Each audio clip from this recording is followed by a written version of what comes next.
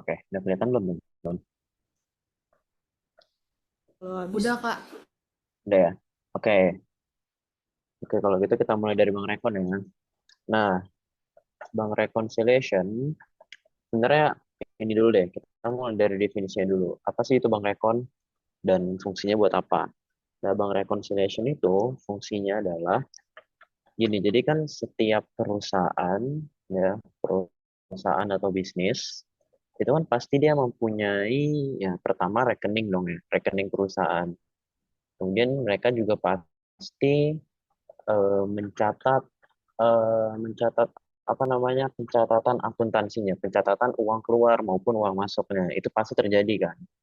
Nah, Bank Reconciliation ini fungsinya apa? Bank Reconciliation ini fungsinya itu untuk melihat apakah pencatatan kita, pencatatan perusahaan kita, dan pencatatan di bank itu udah selaras atau belum, udah sama atau belum, gitu.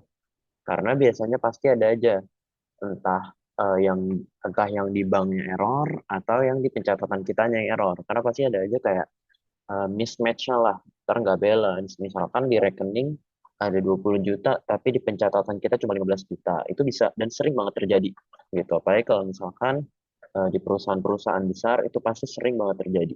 Nah, inilah fungsinya bank reconciliation. Kita pengen lihat kira-kira dari pencatatan bank maupun pencatatan kita sebagai perusahaan itu tuh kira-kira apa sih yang salah gitu. Kira-kira kita miss di mana nih? Ada yang belum dicatat kah atau apa atau ada yang si bank emang belum nyatet atau mereka belum ngakuin atau gimana? Itu harus kita lihat dan cek satu persatu kayak gitu. Nah, inilah fungsinya bank rekon dan nanti di akhir outputnya adalah ya uang di rekening kita dan juga uang di pencatatan kita itu hasilnya harus sama, harus balance, gitu, harus match. Kalau misalkan masih terjadi perbedaan, berarti belum selesai itu reconciliation-nya. Berarti masih ada yang salah, berarti masih ada yang harus di-reconciliation lagi. Masih ada namanya reconciliation bank itu udah direkon terus sampai hasilnya balance antara bank dan juga pencatatan, kayak gitu. Nah, di sini udah ada sedikit penjelasannya nih, penyesuaian kas di bank dan pembukuan perusahaan. Nah, penyebab perbedaannya apa aja? Penyebab perbedaannya banyak, misalkan time lags atau error, dan standar pencatatan kita tuh beda. Gitu. Misalnya kita nyatetnya eh, mengakui mengakui si uangnya ini di belakang, tapi si banknya udah mengakui uangnya. Atau kita mengakui uangnya di depan, tapi si banknya belum mencatat uang masuk atau uang keluarnya, kayak gitu. Nah, itu bisa aja terjadi perbedaan seperti itu. Nah, terus apa aja sih kira-kira yang perlu direkon? Nah, pertama ada yang namanya deposit in transit. Nah, deposit in transit itu apa? Deposit in transit itu sesuai namanya berarti kita ada mendeposit. Kita ada melakukan deposit. Deposit itu apa sih? Deposit itu berarti kita menyetorkan uang. Ya. Deposit kita menyetorkan uang, tapi in transit nih. Berarti kita udah menyetor si uang kita. Tapi itu belum dicatat. Nah, makanya di sini namanya adalah penerimaan atau setoran perusahaan yang belum dicatat oleh bank. Jadi kita sebagai perusahaan udah deposit nih, udah nyetor uang kita ke bank, tapi si banknya belum nyatet. Maka dia sifatnya menambah saldo bank gitu. Jadi kita udah nyetor. Karena otomatis kalau kita udah nyetor ya kita nyatet dong ya. Kita nyatet, tapi ternyata setelah dicek di bank, wah banknya belum nyatet nih. Belum ada pencatatan di bank. Maka dia sifatnya menambah saldo bank. Kayak gitu. Kemudian yang perlu direkonsiliasi yang kedua yaitu outstanding check. Outstanding check itu cek itu kan kita bukan pengeluaran ya. Kita ngasih cek nih ke orang. Jadi kita ngeluarin cek, pengeluaran cek oleh perusahaan tapi belum dicairin sama bank. Jadi kita udah misalkan kita mau beli misalkan perusahaan pengen beli barang ke suppliernya tapi pakai cek. Pakai cek itu berarti pakai kayak kertasnya pakai cek. Tapi pas kita udah serahin ke si eh, penjual kita, ke si supplier kita udah ngasih nih. Tapi ternyata masih banknya belum dicairin, atau ya mas supplier juga belum dicairin, belum ditarik lah duit sama dia. Nah, maka dia sifatnya itu mengurangi saldo bank. Karena sebenarnya pas kita ngasih cek ke si supplier kita itu, secara pencatatan akuntansi kita harus sudah nyatet, oke kita melakukan pengeluaran nih, kita udah ngasih cek, otomatis kita udah mencatat pengeluaran. Tapi si supplier kita kan belum tentu dia langsung mencairkan ceknya pada saat itu juga. Bisa jadi dicairinnya sebulan kemudian atau setahun kemudian bisa aja. Gitu, suka-suka dia mau nyairin kapan. Nah, tapi biar kita bisa nemuin selisihnya, maka saldo banknya kita harus kurangin. Kayak gitu. Biar ketemu, oh selisihnya di sini nih. Padahal kita udah ngasih cek, tapi sama dia belum dicairin aja. Gitu. Makanya dia sifatnya ngurangin saldo bank. Gitu. Kemudian service charge ya udah ini kayak biasa ya, kayak kalian kena bayar admin 2.500 ya. Ini merupakan administrative expense dan sifatnya mengurangi saldo pembukuan. Kenapa sifatnya mengurangi saldo pembukuan? Kenapa bukan saldo bank? Karena service charge itu oleh bank udah pasti langsung dicatat. Jadi kalau ada service charge, kan service charge itu dari bank ya. Jadi itu charge dari bank. Jadi udah otomatis bank langsung nyatet dong. Gak mungkin bank yang ngasih charge tapi dia nggak nyatet gitu. Jadi tinggal kita yang nyatet. Jadi sifatnya mengurangi saldo pembukuan. Kemudian ada not sufficient fund atau NSF. Nah, NSF ini adalah penerimaan yang udah dicatat oleh bank, tapi pencairan ini ditolak karena ceknya si penerbit ini nggak punya dana yang cukup, gitu. Oke, jadi udah kan kita tadi misalnya udah ngeluarin cek nih, kita ngeluarin cek, tapi pas mau dicairin itu nggak cukup dananya, nggak apa ditolak pencairannya karena dananya nggak cukup, uang di saldo kita, uang di bank kita ini nggak cukup saldonya, maka dia sifatnya mengurangi saldo pembukuan kita, yaitu saldo pembukuan yang penerimanya. Karena kenapa mengurangi saldo pembukuan penerima? Karena gini, misalkan oke kita dapat cek nih dari orang, seneng dong kita. Oke kita dibayar nih dapat cek. Tapi pas kita mau cairin di ceknya, kita ke bank, nih mau cairin cek 12 juta misalkan. Pas kita mau cairin, pencairan ditolak gitu. Wah, kesel dong kita, kok pencairan ditolak. Ditipu apa gimana kita? Ternyata dari si penerbit ceknya itu saldo rekening dia nggak cukup ternyata. Nah, makanya kita yang tadinya udah mencatat cek tersebut sebagai pendapatan di buku kita, jadi sekarang harus kita kurangin karena ternyata ceknya ini nggak cukup, cek dari si penerbitnya nggak cukup uangnya, gitu. Jadi kita ngurangin saldo pembukuan dulu, gitu. Karena yang tadinya udah kita catat sebagai pendapatan, sekarang kita kurangin lagi karena ceknya ternyata belum bisa dicairin, kayak gitu. Kemudian ada bank errors atau error in recording. Ini kalau error in recording ini bisa terjadi di kedua sisi maupun baik itu bank maupun pembukuan. Jadi dia dia error, namanya error ya. Human error itu bisa terjadi di mana aja. Jadi kalau misalkan errornya itu di bagian bank, maka catatnya di sisi bank. Tapi kalau error di bagian pembukuan, maka catatnya di bagian pembukuan. Kayak gitu. Jadi itu bisa macam-macam kalau error. Dan case-nya juga berbagai macam. Jadi untuk mengetahui error in recording itu kira-kira ada apa aja, itu perlu banyak-banyakin latsol. Itu karena case-nya macam-macam, namanya error ya. Case-nya macam-macam, entah lupanya atau kesalahan pencatatan, kekeliruan pencatatan, nyatetnya harusnya segini, malah nyatetnya lain gitu. Itu biasanya error in recording kayak gitu. Kemudian terakhir funds collected by bank. Funds collected by bank ini adalah eh, gini, misalkan kita punya receivable sama orang. Berarti kan orang ada ngutang sama kita dong, kalau kita punya AR, ya kan? Orang ada ngutang ke kita. Tapi utangnya ini ditagihin sama si bank, sama banknya. Nah, maka si Pate ini menambah saldo pembukuan. Jadi bukan kita yang nagih, tapi si banknya yang langsung nagih. Gitu. Jadi kalau bank yang nagih, misalkan dapat nih, oke, AR-nya udah terbayar. Ya otomatis karena bank yang nagih, bank langsung nyatet dong pembayaran AR-nya. Maka di sisi kita nyatetnya di menambah saldo pembukuan. Karena banknya udah langsung nyatet. Karena kan funds collected by bank. Di-collect sama si bank. Jadi si bank udah pasti langsung nyatet. Gitu. Oke, sampai ke 6 tipe rekonsiliasi. Apa bukan tipe ya? 6 hal yang perlu direkonsiliasi. Kalian ada yang masih bingung dulu nggak? Ada yang mau ditanyain nggak? Sebelum kita ke contohnya di kiri, di kanan. Ada yang masih bingung kah dengan definisinya? Gimana? Kenapa ini menambah saldo bank? Kenapa ini mengurangi? Kenapa ini menambah saldo pembukuan dan lain-lain? Kenapa nggak gini? Gimana? Adakah? Nomor 6 Kak, boleh. aku masih kurang ngerti yang nomor 6. Nomor 6. Oke. Nomor 6 funds collected by bank. Funds collected by bank ini itu biasanya disebutnya eh ya receivable sih, receivable. Pasti ini receivable karena kan sesuai judulnya ya, funds collected by bank berarti ada dana yang dibantu collect sama si bank. Ya, ini biasanya itu eh, berupa notes receivable. Kan kalian udah belajar notes receivable kan deh di mata kuliah, di materi AR ya, NR notes receivable. Udah kan ya? Udah, Kak. Udah. Nah, notes receivable itu tuh biasanya kita tuh ada apa ya? Ada keterkaitannya sama bank. Kita ada misalnya kerja sama bank kah, untuk ya bank ini misalkan sebagai pihak ketiga lah yang mengurus receivable kita. Biasanya gitu karena kan receivable itu ada interestnya biasanya kan.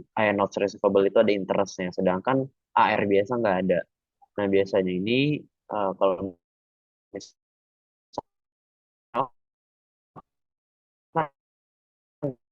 kita utang piutang gitu. Ini biasanya kalau misal kita menggunakan third parties, pihak ketiga yaitu bank ya, mengahi antara hutang piutang kita dengan perusahaan.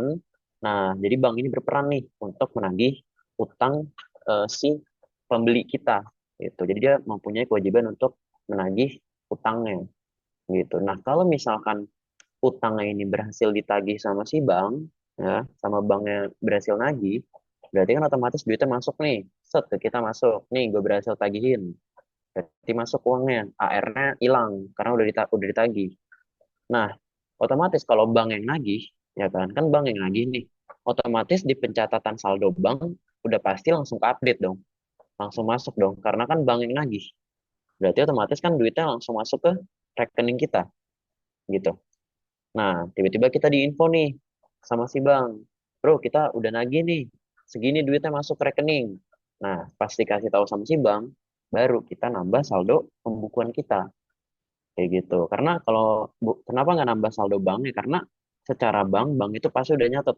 Dia langsung nyatet sendiri tanpa kita catat gitu. Sedangkan kita karena kita menggunakan pihak ketiga, si bank ini ya bank yang nagih, kita belum tahu dong kalau misalkan banknya berhasil nagih, pas sudah diinformasiin sama si bank kalau si bank ini berhasil nagih, baru kita catat, oke, ternyata AR-nya berhasil ditagih sama si bank, jadi kita nambah saldo pembukuan. Kan cash-nya masuk ke kita gitu. Sampai sini paham nggak? Terlalu berbelit-belit gua. Paham Paham, kok, Kak. Kak. Kak. Paham ya? Oke. Oke, ada lagi yang mau ditanyain dari hal-hal yang perlu ditanyain? Aman? Aman, Oke, kalau aman Kak. ke contohnya ya.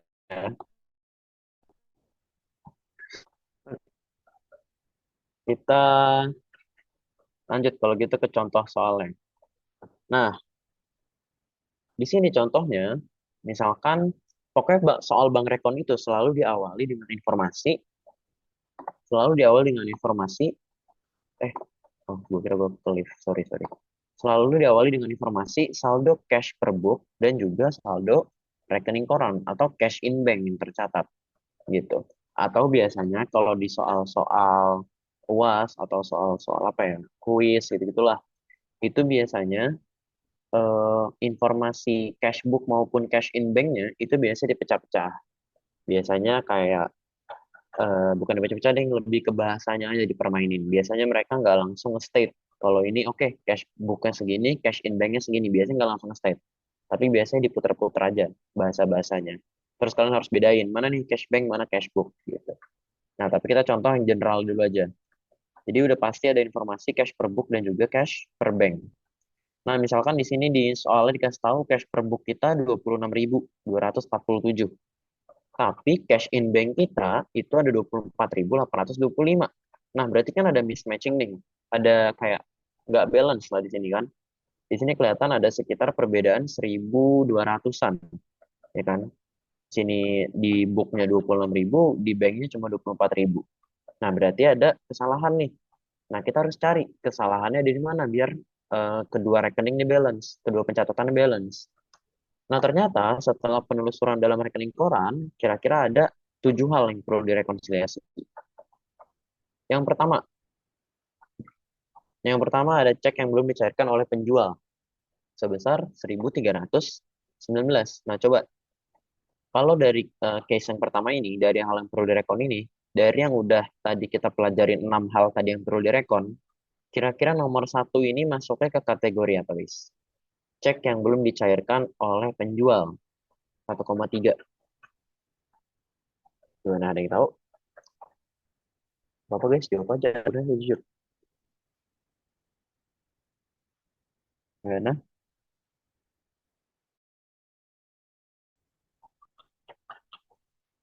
Nih, coba gue geser lagi ke sini deh. Tuh, kira-kira masuknya kayak yang mana nih? Deposit in transit kah? Outstanding check kah? Service charge? Notification fund? Error? Atau funds collected by bank? Apa kira-kira? Dari transaksi nomor satu nih, cek yang belum dicairkan oleh penjual sebesar 1.300.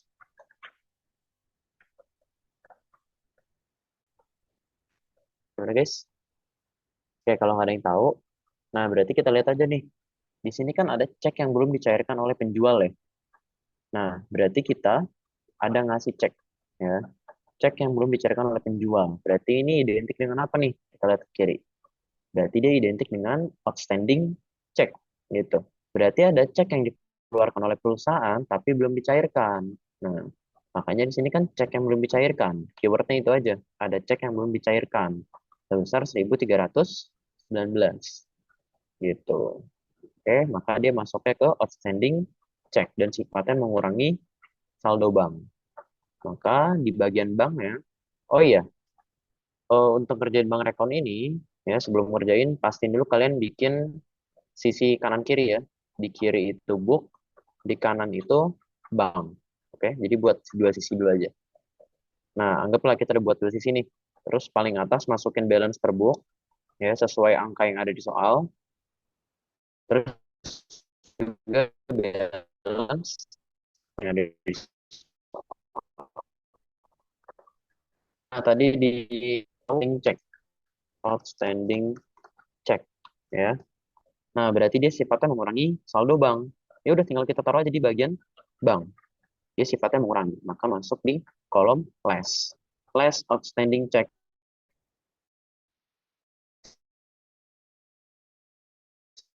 sebesar 1.300 atas kredit dagang sebesar 1.000. Nah, kalau ini masuknya apa nih guys? Bank mengumpulkan penagihan atas kredit dagang. Kalau enggak kita jangan langsung ngerjain ke bawah deh, tapi kita coba klasifikasi dulu dari ketujuh transaksi ini kira-kira mereka apa aja sih gitu. Kita tulis aja dulu di sini. Coba guys, kalau nomor 2 kira-kira apa nih? Bank mengumpulkan penagihan atas kredit sebesar 1.000. Kira-kira apa?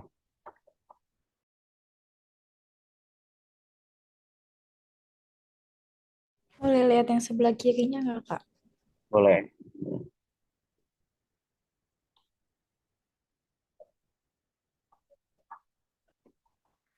Apa? Funds collected. Buset, buset, buset, buset. Funds collected by Ini bank, Kak. ini lu bertiga ya? Oh, bener suara. Satu, dua, Funds tiga. collected by bank ya.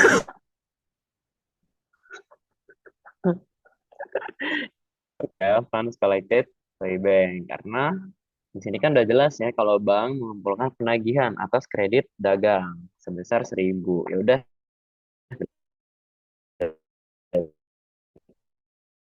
by bank. Nah, coba kalau funds collected by bank, coba yang tadi bertiga, ayo yang paling keras.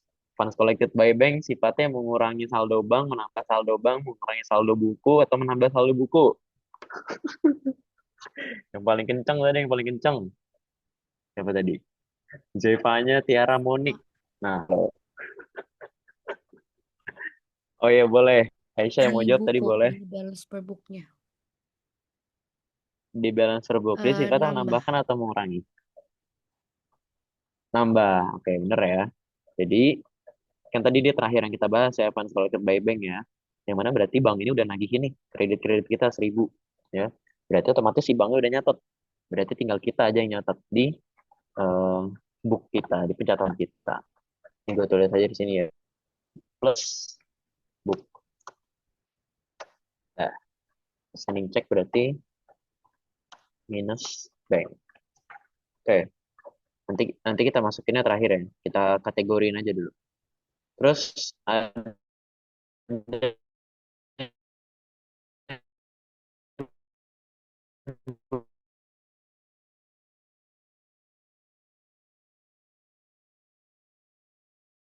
Service charge, Kak. oke, benar ya, service charge. Oke, karena udah jelas ya di sini ada beban utilitas. Nah, sebenarnya kalau beban utilitas ini itu bisa disebut service charge atau bisa juga langsung masukin aja kalau misal beban utilitas berarti utilities expense atau administrative expense juga boleh. Kita masukin aja utilities expense atau ADM expense. Yang ini bisa disebut juga service charge ya. Nah, sebenarnya kalau service charge itu lebih ke biaya layanan ya. Jadi utilities expense aja deh atau administrative expense. Utilities expense aja lah. Oke. Jadi kalau misalkan dia udah nyebut beban, boleh dicatatnya di bawah nanti sesuai nama bebannya aja. Ini kan beban utilitas ya. Berarti langsung masukin aja utilities expense dan kategorinya bener dia kategori service charge. Dan kalau service charge berarti apa nih sifatnya? Nambah saldo buku kah? Mengurangi saldo buku? Atau Mengurangi nambah saldo saldo bank? Mengurangi saldo bank? Mengurangi saldo? buku. Saldo buku. Oke. Saldo buku. Oke. Lanjut. Pencairan cek yang ditolak 200. Berarti apa tuh? Not sufficient funds. Not sufficient fund. Tuh. Berarti NSF ya. NSF berarti sifatnya Ngurangin di balance per book. ngulangin per book. Oke. Terus penghasilan bunga tabungan 15. Berarti Interest income. interest income. Oke, betul ya. Interest income nambahnya di nambah ngurangnya di Book. nambah di book. Oke. Terus biaya administrasi bank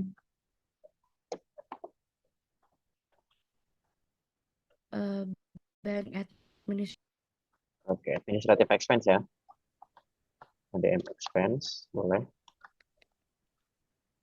Sifatnya Mengurangi saldo buku. nangis saldo book. Oke. Terus penyetor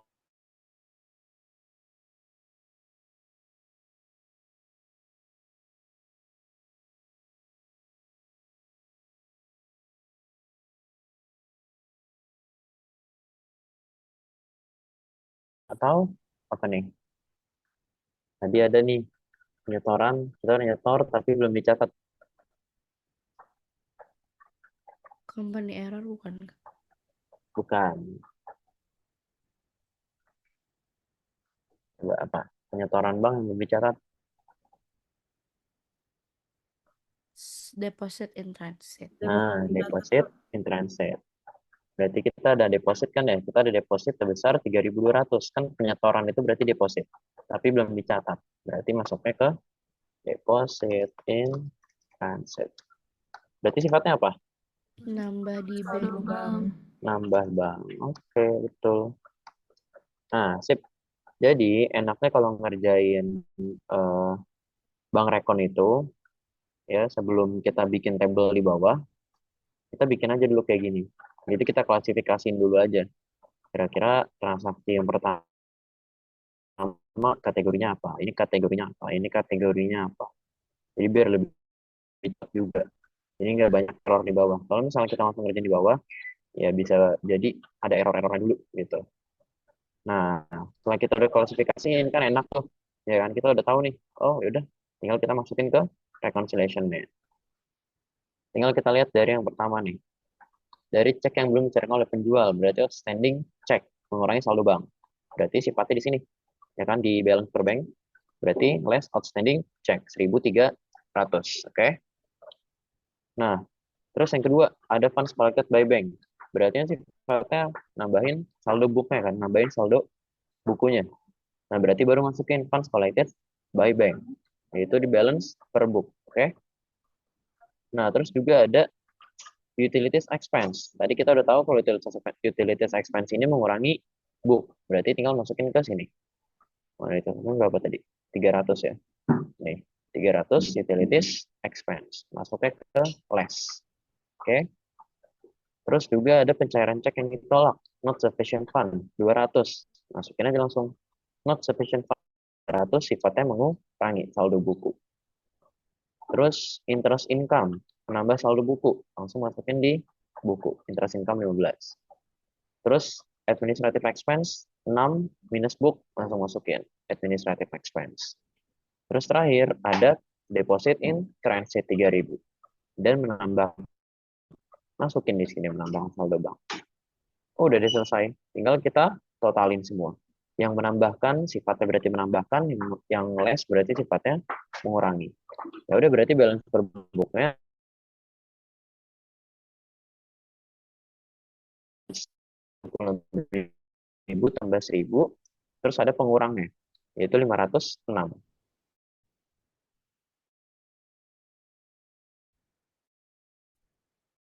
Dapat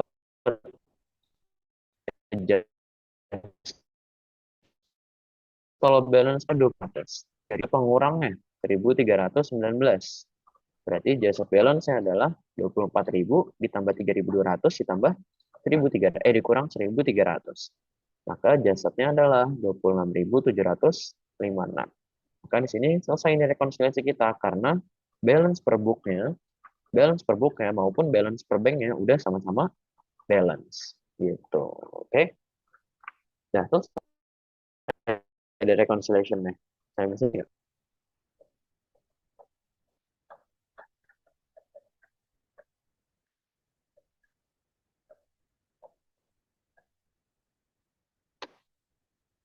Gimana guys? Aman semua?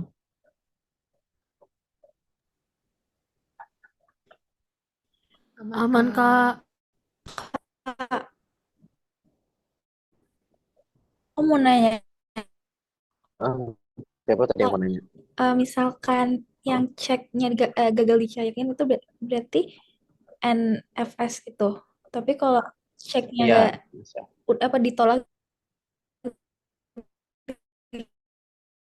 dicairin itu standing. Misalkan di itu sama dibahas nggak mungkin ditolak gitu. Jadi kalau misalkan ditolak berarti saldo nggak cukup.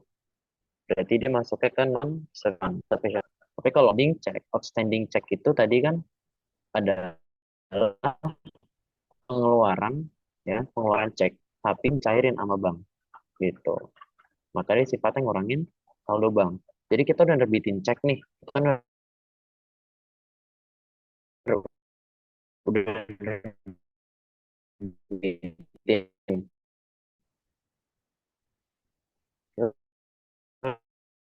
Misalkan kan cek itu masih kayak berupa kertas loh. Nah, kalau misalkan belum gue cairin, berarti saldo bank kalian belum akan terpotong gitu. Tapi kalau udah gue cairin saldo CP.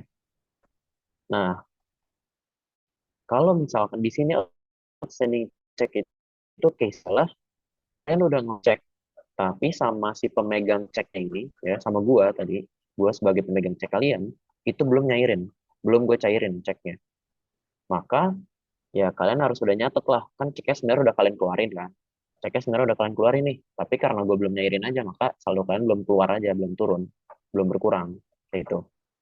Maka di sini anggapannya ya udah karena ceknya udah anggap kita keluarin duitnya. Makanya di sini sifatnya mengurangi saldo bank gitu. Jadi kita anggap duitnya udah keluar karena kita udah ngeluarin ceknya. Walaupun duitnya belum dicairin sama si pemegang ceknya. Kayak gitu. Paham, Paham nggak Kak. sampai sini? Atau gue kurang jelas? Paham ya? Oke. Ada lagi yang mau ditanyain?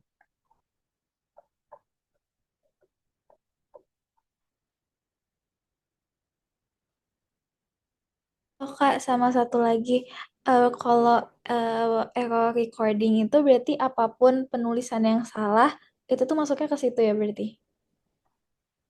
Iya, betul. Apapun penulisan yang salah, yang kira-kira nggak ada di keenam ini.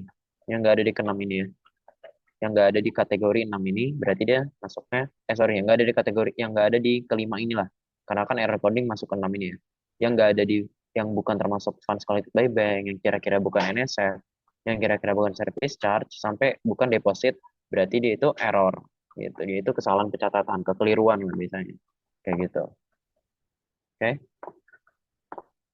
Oke, Kak, aman. Makasih, Kak. Oke. Oke, ada lagi yang mau ditanyain sampai reconciliation-nya?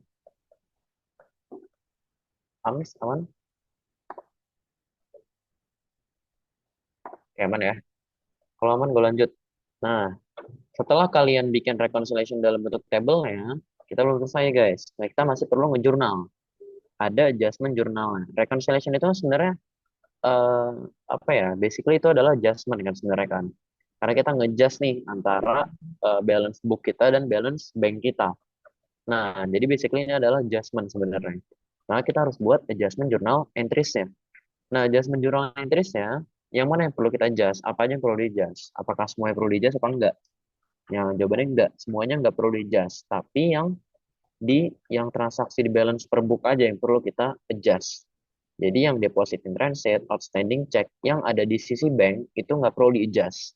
Kenapa? Karena basically sebenarnya pencatatan kita kan notabene ya pencatatan kita itu udah di book kita, bukan di bank. Di bank itu ya urusan bank gitu.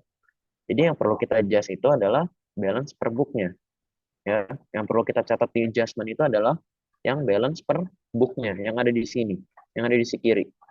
Yang ada di balance per bank itu ibaratnya kita cuma coret-coret aja guys. Ibaratnya kita cuma nyoret-nyoret aja kira-kira kenapa sih ini nggak balance gitu. Sisanya itu urusan bank gitu. Itu nanti bank sendiri yang akan nyatet gitu. Nah, yang perlu kita adjust itu yang di pencatatan pribadi kita di perusahaan kayak gitu. Nah, maka adjustment jurnalnya gimana?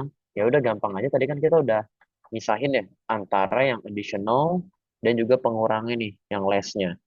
Oke. Nah, ya udah tinggal kita masukin antara add additional dan juga deduction-nya.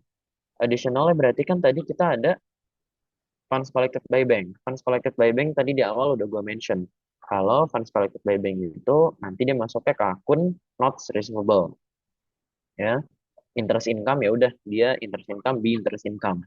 Karena kan dia sebenarnya udah masuknya ke akun deh. Kalau funds collected by bank ini kan sebenarnya cuma kayak kalimat doang. Sedangkan akunnya itu berarti antara account receivable kalau nggak notes receivable.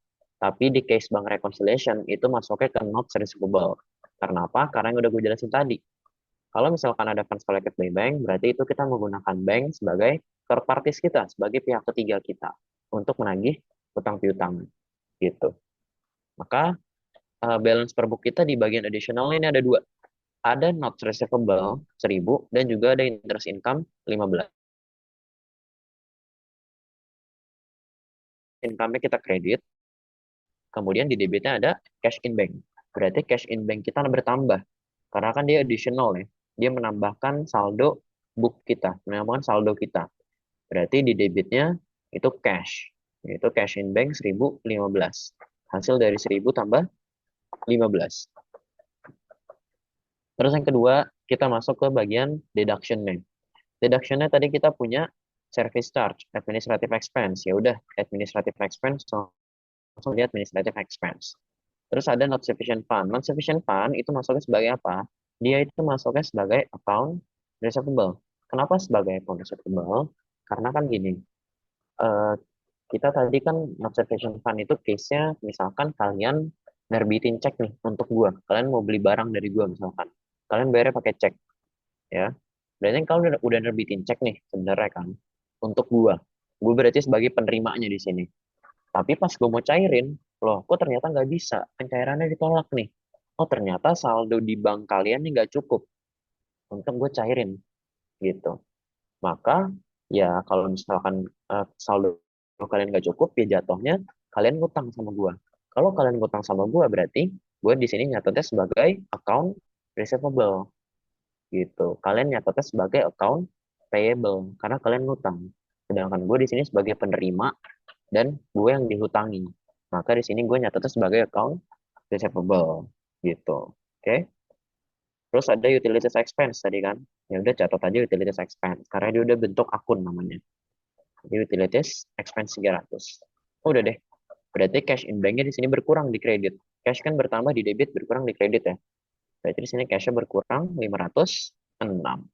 Udah selesai adjustment-nya. Kayak gitu. Jadi bagian booknya aja yang perlu di-adjust. Bagian banknya nggak perlu. Gitu.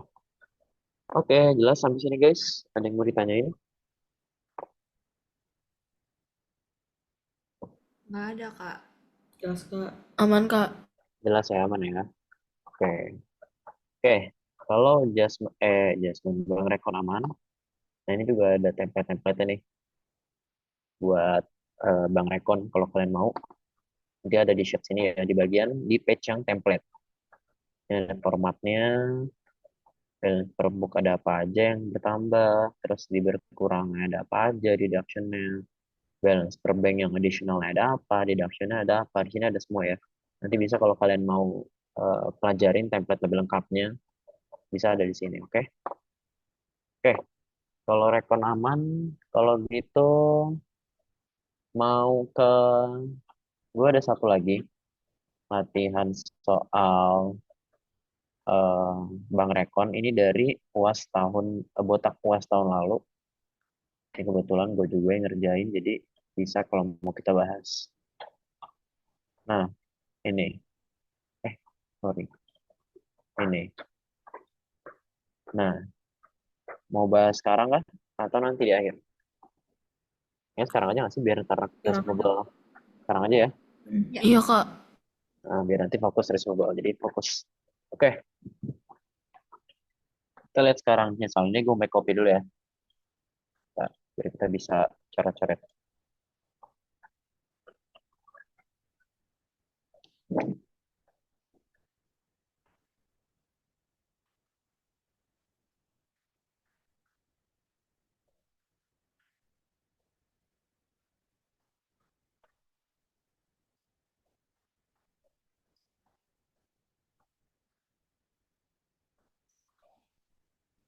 Oke.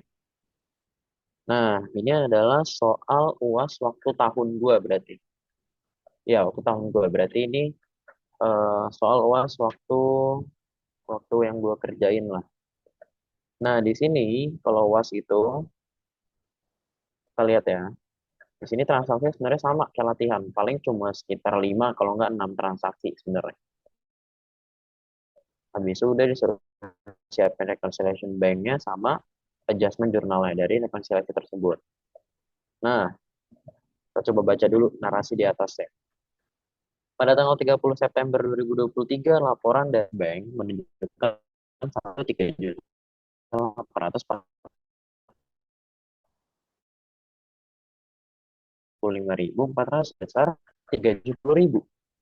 Perbandingan laporan bank dengan rekening kas mengungkapkan data dan fakta sebagai berikut. Nah, di sini kita bisa lihat ya, kalau misalkan saldo di bank ini ditarik bank, berarti ini bank kita ya. Di rekening kita itu ada 3.800.000. Ini di bank. Terus di saldo kas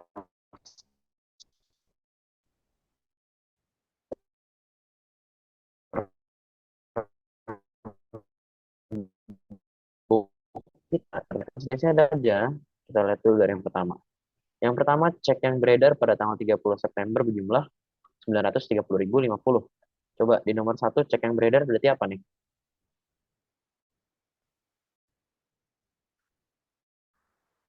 Berarti masuk kita klasifikasi dulu ya. Nah, itu apa nih? Apa nih satu? Cek yang beredar. Cek yang beredar pada tanggal 30 September. Berarti kita ada nerbitin cek tapi belum dicairin. Apa tuh? Cek. Outstanding cek Kak. Outstanding check ya. Outstanding check. Berarti sifatnya Mengurangi saldo bank. apa? Mengurangi Saldo bank. bank. Oke. Terus yang kedua. Yang kedua, menerima pelunasan wesel tagih 750.000 dan bunga 10.000 untuk ujian company melalui transfer dana elektronik. Berarti apa nih? Bank menerima pelunasan wesel tagih. Coba ini kan ada dua nih. Coba dari bank menerima pelunasan wesel tagih dulu apa nih kira-kira? NR itu masih ya. NR, oke NR. Jadi sebenarnya funds collected by bank ya, tapi nggak apa-apa dicat NR juga, sama aja. Not receivable, berarti sifatnya Menambah book menambah, bu, oke. Terus setelah itu ada apa lagi nih? Kan tadi ada menerima tagih, terus ada bunga interest 10.000 income. Interest ya. interest income, oke. Terus income, sifatnya Menambah per book. menambah, bu, oke. Nah yang ketiga, cek nomor 2440 yang diterbitkan kepada seorang kreditur sebesar 153.000 yang dikeliringkan ke bank pada bulan September secara salah dimasukkan sebagai pembayaran tunai pada tanggal 10 September sebesar 135. Agak muter nih, coba. Kalau yang kalian pahamin deh gimana nih? Bahasanya agak diputer-puter nih. Kalau yang kalian pahamin kira-kira gimana?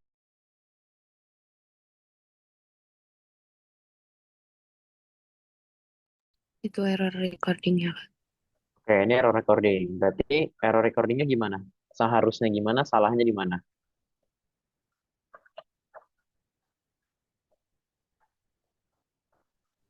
Salah angkanya. Salah angkanya. Nah, angkanya itu seharusnya berapa? Di sini kan cek perusahaan ya diterbitkan pada seorang kreditur. Berarti kita nerbitin cek ya sebesar 153.000 yang dengan ke bank pada bulan September malah dimasukin sebagai pembayaran tunai pada tanggal 10 September sebesar 135. Nah, berarti salahnya gimana? Benar error recording. Salahnya seharusnya ini berapa? Seharusnya kita keluarin berapa? 135 atau 153? 153. 153. Nah, sebesar 153 jualan ke bank, berarti salah satu masuk bayaran tunai. Oke, seharusnya 153. Berarti kita malah nyatatnya 135 ya. Berarti ada selisih sekitar berapa tuh? 15 kurang 2, 13.000 ya. Ada 13.000. Nah, berarti ada selisih 13.000 nih. Nah, itu kan error in recording. Error in recording itu kan ada macam-macam ya. Bisa di book. Dia bisa di mana aja, fleksibel. Nah, berarti ini error per bank, errornya kita masukin kemana nih? Per bank atau per book? Dan sifatnya nambah atau ngurangin? Mengurangi book bukan, Kak? Kenapa mengurangi book? Karena dia salah penulisan. Karena dia salah penulisan. Gini, kan seharusnya kita keluar 153, tapi kita nyata 35. Oh, berarti Tambah. harusnya ditambahin lagi. Iya, Ditambah. Berarti sifatnya error, ya. Kita nambah book, ya. Nambah booknya berapa? 18.000. 18.000. 18.000. Oke, jadi gitu ya. Nah, terus coba yang keempat. Penerimaan tanggal 30 September sebesar 500.096.650 tidak termasuk dalam simpanan bank untuk bulan September. Tanda terima ini disimpan oleh perusahaan di berangkas pada tanggal 30 September. Berarti apa nih? Penerimaan tanggal 30 September tidak termasuk dalam simpanan bank. Berarti ada penerimaan. Apa?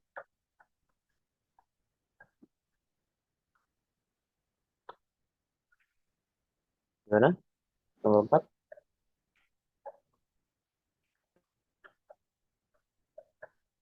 Deposit in transit bukan, Kak? Deposit in transit, betul. Karena kan di sini ada penerimaan ya. Ada penerimaan 596.000. Yang seharusnya itu ada di bank. Tapi ternyata dia belum termasuk di bank nih. Untuk simpanan bulan September. Maka dia namanya deposit in transit. Dan sifatnya Menambah di bank. menambah di bank. Tuh, karena kan namanya juga penerimaan ya. Itu nambah di bank.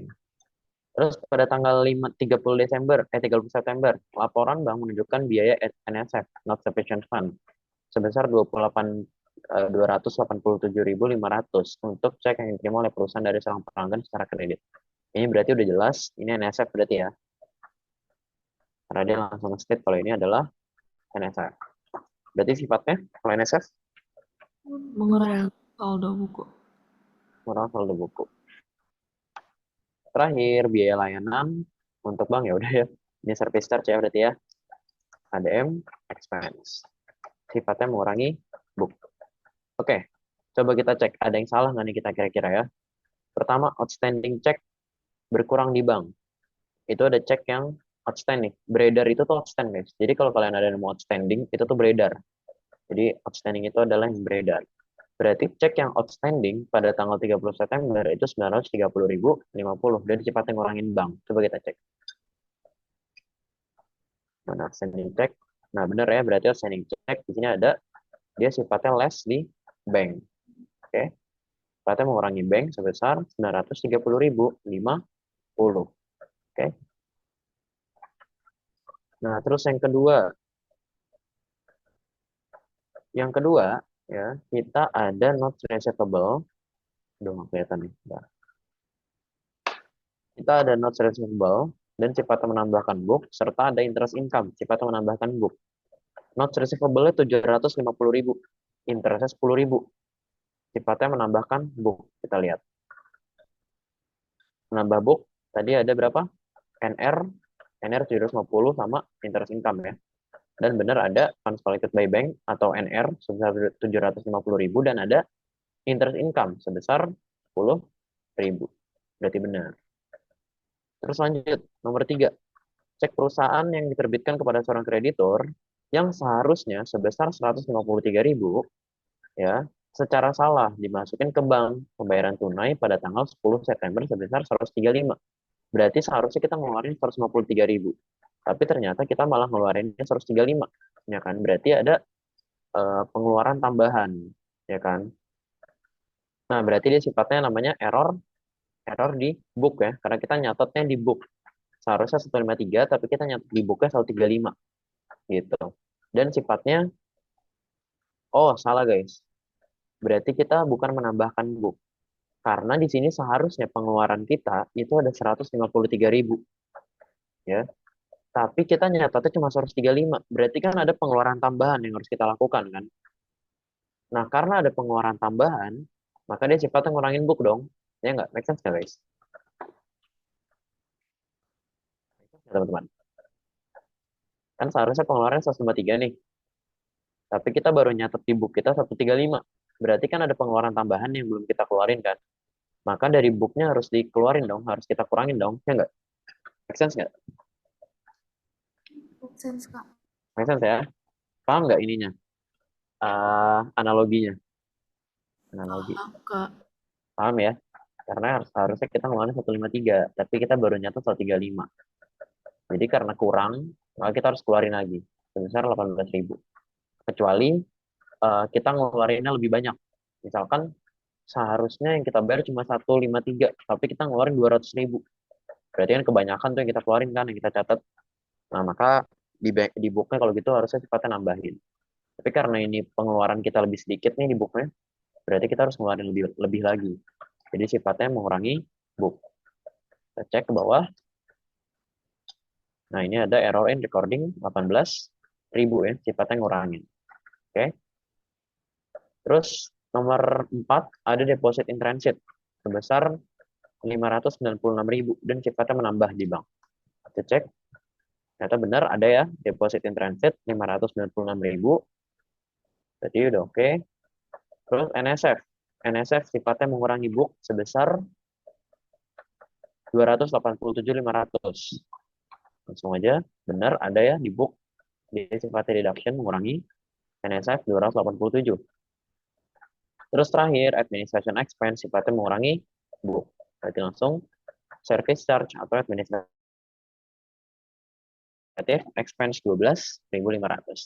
Oke, berarti udah benar semua. Tinggal kita totalin.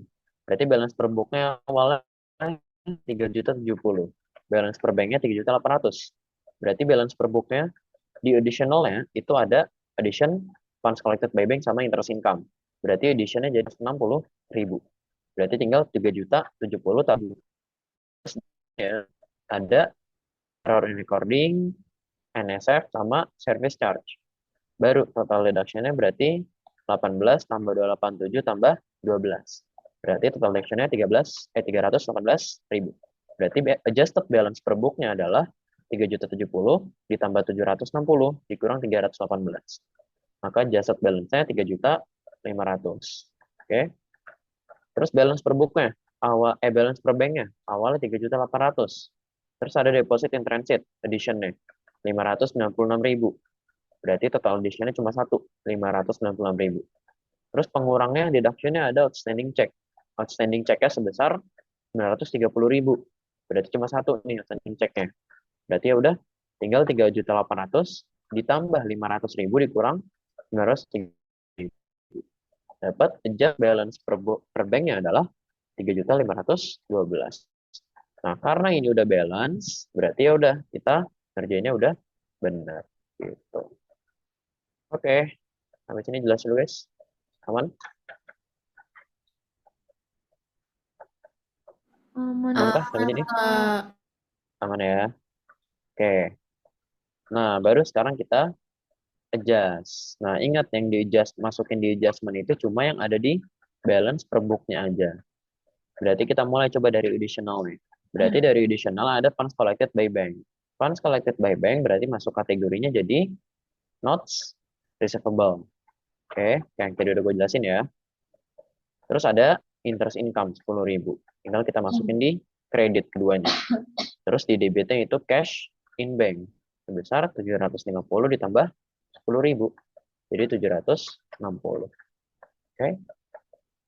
Terus di deduction-nya ada error in recording. Error in recording-nya tadi kategorinya berarti masuknya sebagai apa? Kalau di sini ada account payable. Kita lihat dulu coba. Error in recording-nya kita harus tahu akunnya ini masuknya sebagai akun apa gitu. Kita lihat konteksnya, kita baca konteksnya. Cek perusahaan berarti kita nerbitin cek ya. Kita nerbitin cek. Kita nerbitin cek sebesar 153 ya, tapi kita malah nyatetnya itu jadi 135. Berarti kan ada pengeluaran yang belum kita keluarin, ya kan? Itu 18.000 pengeluaran yang kekurangannya lah. Karena harusnya 153, tapi kita malah ngeluarin 135. Berarti kita ada ngutang 18.000. Maka di sini akunnya account payable kayak gitu. Karena kita jatuhnya ya karena kita kekurangan bayar kan, berarti jatuhnya account payable. Oke. Terus ada administrative expense tadi service charge. Terus terakhir not sufficient fund. Not sufficient fund berarti konteksnya sama kayak tadi. Dia masuknya sebagai account receivable gitu. Udah deh, berarti cash in bank-nya berkurang 318.000 gitu. Jadi kalau error recording dia nggak harus account payable, dia bisa jadi apapun. Bisa jadi account receivable, bisa jadi account payable, bisa jadi apapun lah, dia bisa jadi akun apa aja kalau error. Jadi kalian jangan terpaku kalau error. Kalau error jangan terpaku sama satu transaksi. Tapi pahamin konteks soalnya. Dia itu lagi bahas tentang apa soalnya. Kalau emang konteks soalnya kita di sini lagi sebagai yang ngutang ya berarti account payable. Kalau misalnya kita yang dihutangin account receivable. Kalau misalnya kita yang lain ya kita pahamin konteksnya. Kira-kira berarti akun yang harus kita catat apa kayak gitu. Oke. Jadi kalau error recording macam-macam. Nah, sampai sini aman? Udah selesai sih, guys. Aman ya, sampai sini ya. Aman, Kak. Oke. Berarti Bang Rekon selesai nih. Gak ada yang mau ditanyain.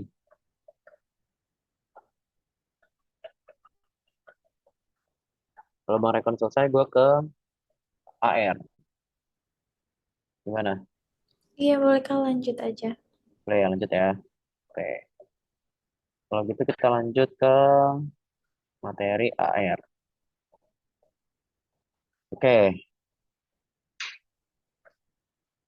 Oke, sekarang kita masuk ke accounting for receivable. Accounting for receivable itu apa sih? Accounting for receivable itu ya udah kita fokus ke bagian accounting ya, bagian receivable ya, bagian piutang. Gitu. Dan terutama kita fokus ke piutang tak tertagih. Ya.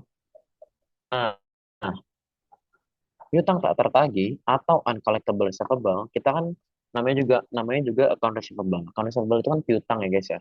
Berarti kita ada ngutangin orang. Nah, sebenarnya kan ada aja potensi orang ini nggak bayar account payable ya, nggak bayar utangnya. Karena ada aja potensinya kan. Nah, kita sebagai perusahaan, apalagi perusahaan besar, kan nggak mungkin tuh kita kejar-kejar itu orang sampai bayar lunas kan. Maksudnya buang-buang waktu, terlalu banyak cost yang kita keluarkan untuk biar tuh orang bayar gitu. Nah, maka kita sebagai perusahaan itu kita harus mengira-ngira gitu. Kira-kira potensi uncollectible receivable-nya, piutang tak tertagihnya, itu kira-kira berapa sih? Itu potensi piutang yang nggak tertagih ini berapa sih? Kita harus bisa ngira-ngira, kita harus ada perhitungan potensinya. Biar apa? Biar kita bisa menghitung. Oh, berarti ya udah kalau piutang ini nggak bisa ditagih, berarti kita harus cari revenue lain. Kayak gitu. Oke. Nah, itu piutang tak tertagih. Nah, pertama kita masuk ke metode penghapusan piutang dagang. Ini metode kalau misalkan biasanya piutang ini udah bener-bener nggak bisa ditagih gitu. Bener-bener udah nggak ada harapan lah untuk ditagih. Jadi kita tinggal ngapus aja. Nah, metode penghapusannya itu ada dua. Ada direct write-off, ada juga kalau misalnya indirect itu menggunakan allowance method yang kiri, yang kanan nih. Allowance method. Ada juga yang langsung di write-off. Misalkan di sini case-nya pada tanggal 1 Oktober 2021, PTX menghapuskan piutang CV Kartoso senilai 2 juta. Oke. Berarti kalau misalnya kita menggunakan metode direct, yaitu write-off, ya, kita menghapusnya secara langsung, berarti itu jurnal langsung bad debt expense, ya, BDE, langsung pada account receivable, ya. Jadi kita muncul sini akun BDE, oke, dan pada account receivable, ya, account receivable jadi langsung dihapus, oke. Nah, kalau pakai allowance method, ya, kalau tadi kita pakai bad debt expense, kalau allowance method dia menggunakan allowance for double accounts atau AFDA biasa disingkatnya. Kan kepanjangan ya kalau kalian nulis di kertas allowance for double accounts, jadi bisa juga disingkat jadi AFDA, bisa juga disingkat kayak gitu. Nah, dia kalau di sini menggunakan AFDA pada AR sebesar 2 juta gitu. Jadi kalau ini langsung masuk ke bad debt, ya langsung masuk ke bad debt, sedangkan ini masuk ke allowance for double account gitu. Bedanya apa? Bedanya sebenarnya kalau misalkan si BDE ini tuh lebih ke udah langsung dimasukin sebagai expense. Dia langsung menjadi beban kita. Yang mana kalau beban itu, kalian ingat kan materi income statement? Beban itu kan masuk ke statement. Dia mempengaruhi laba rugi kita. Jadi kalau dia udah masuk ke bad debt expense, berarti dia udah mempengaruhi laba rugi kita. Misalkan yang tadinya harusnya kita untung 2 juta, karena ada bad debt expense 2 juta, kita jadi nggak untung, jadi untung nih. Gitu, karena dia mempengaruhi langsung ke laba rugi kita. Sedangkan kalau allowance for double accounts, ini tuh kita lebih ke nyadangin, kita lebih ke mencadangkan. Jadi deh kira-kira kayaknya sebenarnya masih ada apa ya, lebih ke ada harapan lah mungkin kalau si Afda ini. Kita lebih ke masukinnya jangan langsung mempengaruhi laba lah. Kita cadangin aja dulu gitu. Kalau ini kalau allowance for double account. Jadi dia nggak langsung mempengaruhi laba kita. Nggak langsung mempengaruhi uang dan revenue kita. Sedangkan kalau bad debt itu langsung mempengaruhi revenue. Kayak gitu. Nah, terus misalkan pada tanggal 1 November, nah ternyata si CV Kartoso ini bisa nih ngelunasin utangnya sebesar 1 juta. Yang tadinya udah kita hapus di atas, ternyata dia bisa turunin. Nah, kalau pakai metode write-off, berarti AR-nya kita munculin lagi dulu. Ya. AR pada BDE-nya kita munculin lagi. Tadi kan BDE pada AR ya. Tadinya BDE pada AR. Yang tadinya udah masuk ke bad debt, ya. Terus AR-nya udah dihapus, sekarang AR-nya kita munculin lagi dulu. AR-nya muncul, terus bad debt expense-nya kita hapuskan. Jadi dia kita hilangin. Oke. Baru deh terima cash pada account receivable. Gitu, 1 juta. Gitu, oke. Jadi baru cash yang muncul, baru account receivable-nya keluar lagi. Kayak gitu. Oke. Nah, kalau pakai allowance method, dia sama sebenarnya. AR-nya kita munculin dulu, dan AFDA-nya kita keluarin. Baru cash pada AR. Jadi sebenarnya bedanya cuma di akunnya aja. Kalau ini menggunakan bad debt expense, kalau ini menggunakan allowance. Ya. Kalau bad debt expense pengaruhnya tadi langsung ke income statement.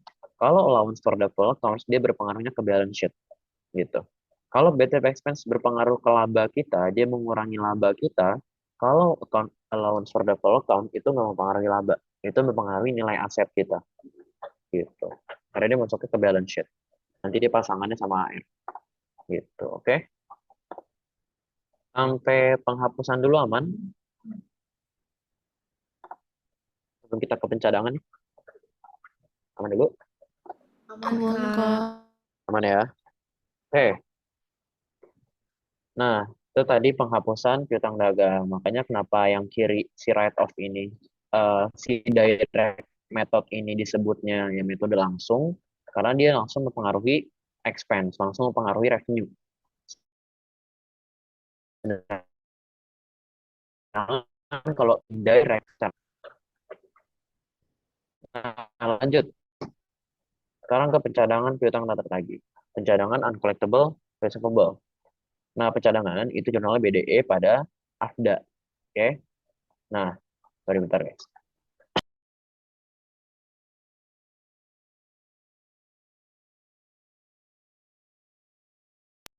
Oke, sorry. Nah, kalau pencadangan ini kita lebih ke yang tadi udah gue bilang, kita lebih ke memperkirakan kira-kira AR yang nggak bisa ditagih itu berapa sih gitu. Sebagai perusahaan besar itu kita harus melakukan hal itu gitu karena untuk jaga-jaga kira-kira berapa sih yang nggak bisa dikolek gitu. Nah, metodenya itu kira-kira tuh ada tiga deh lebih tepatnya.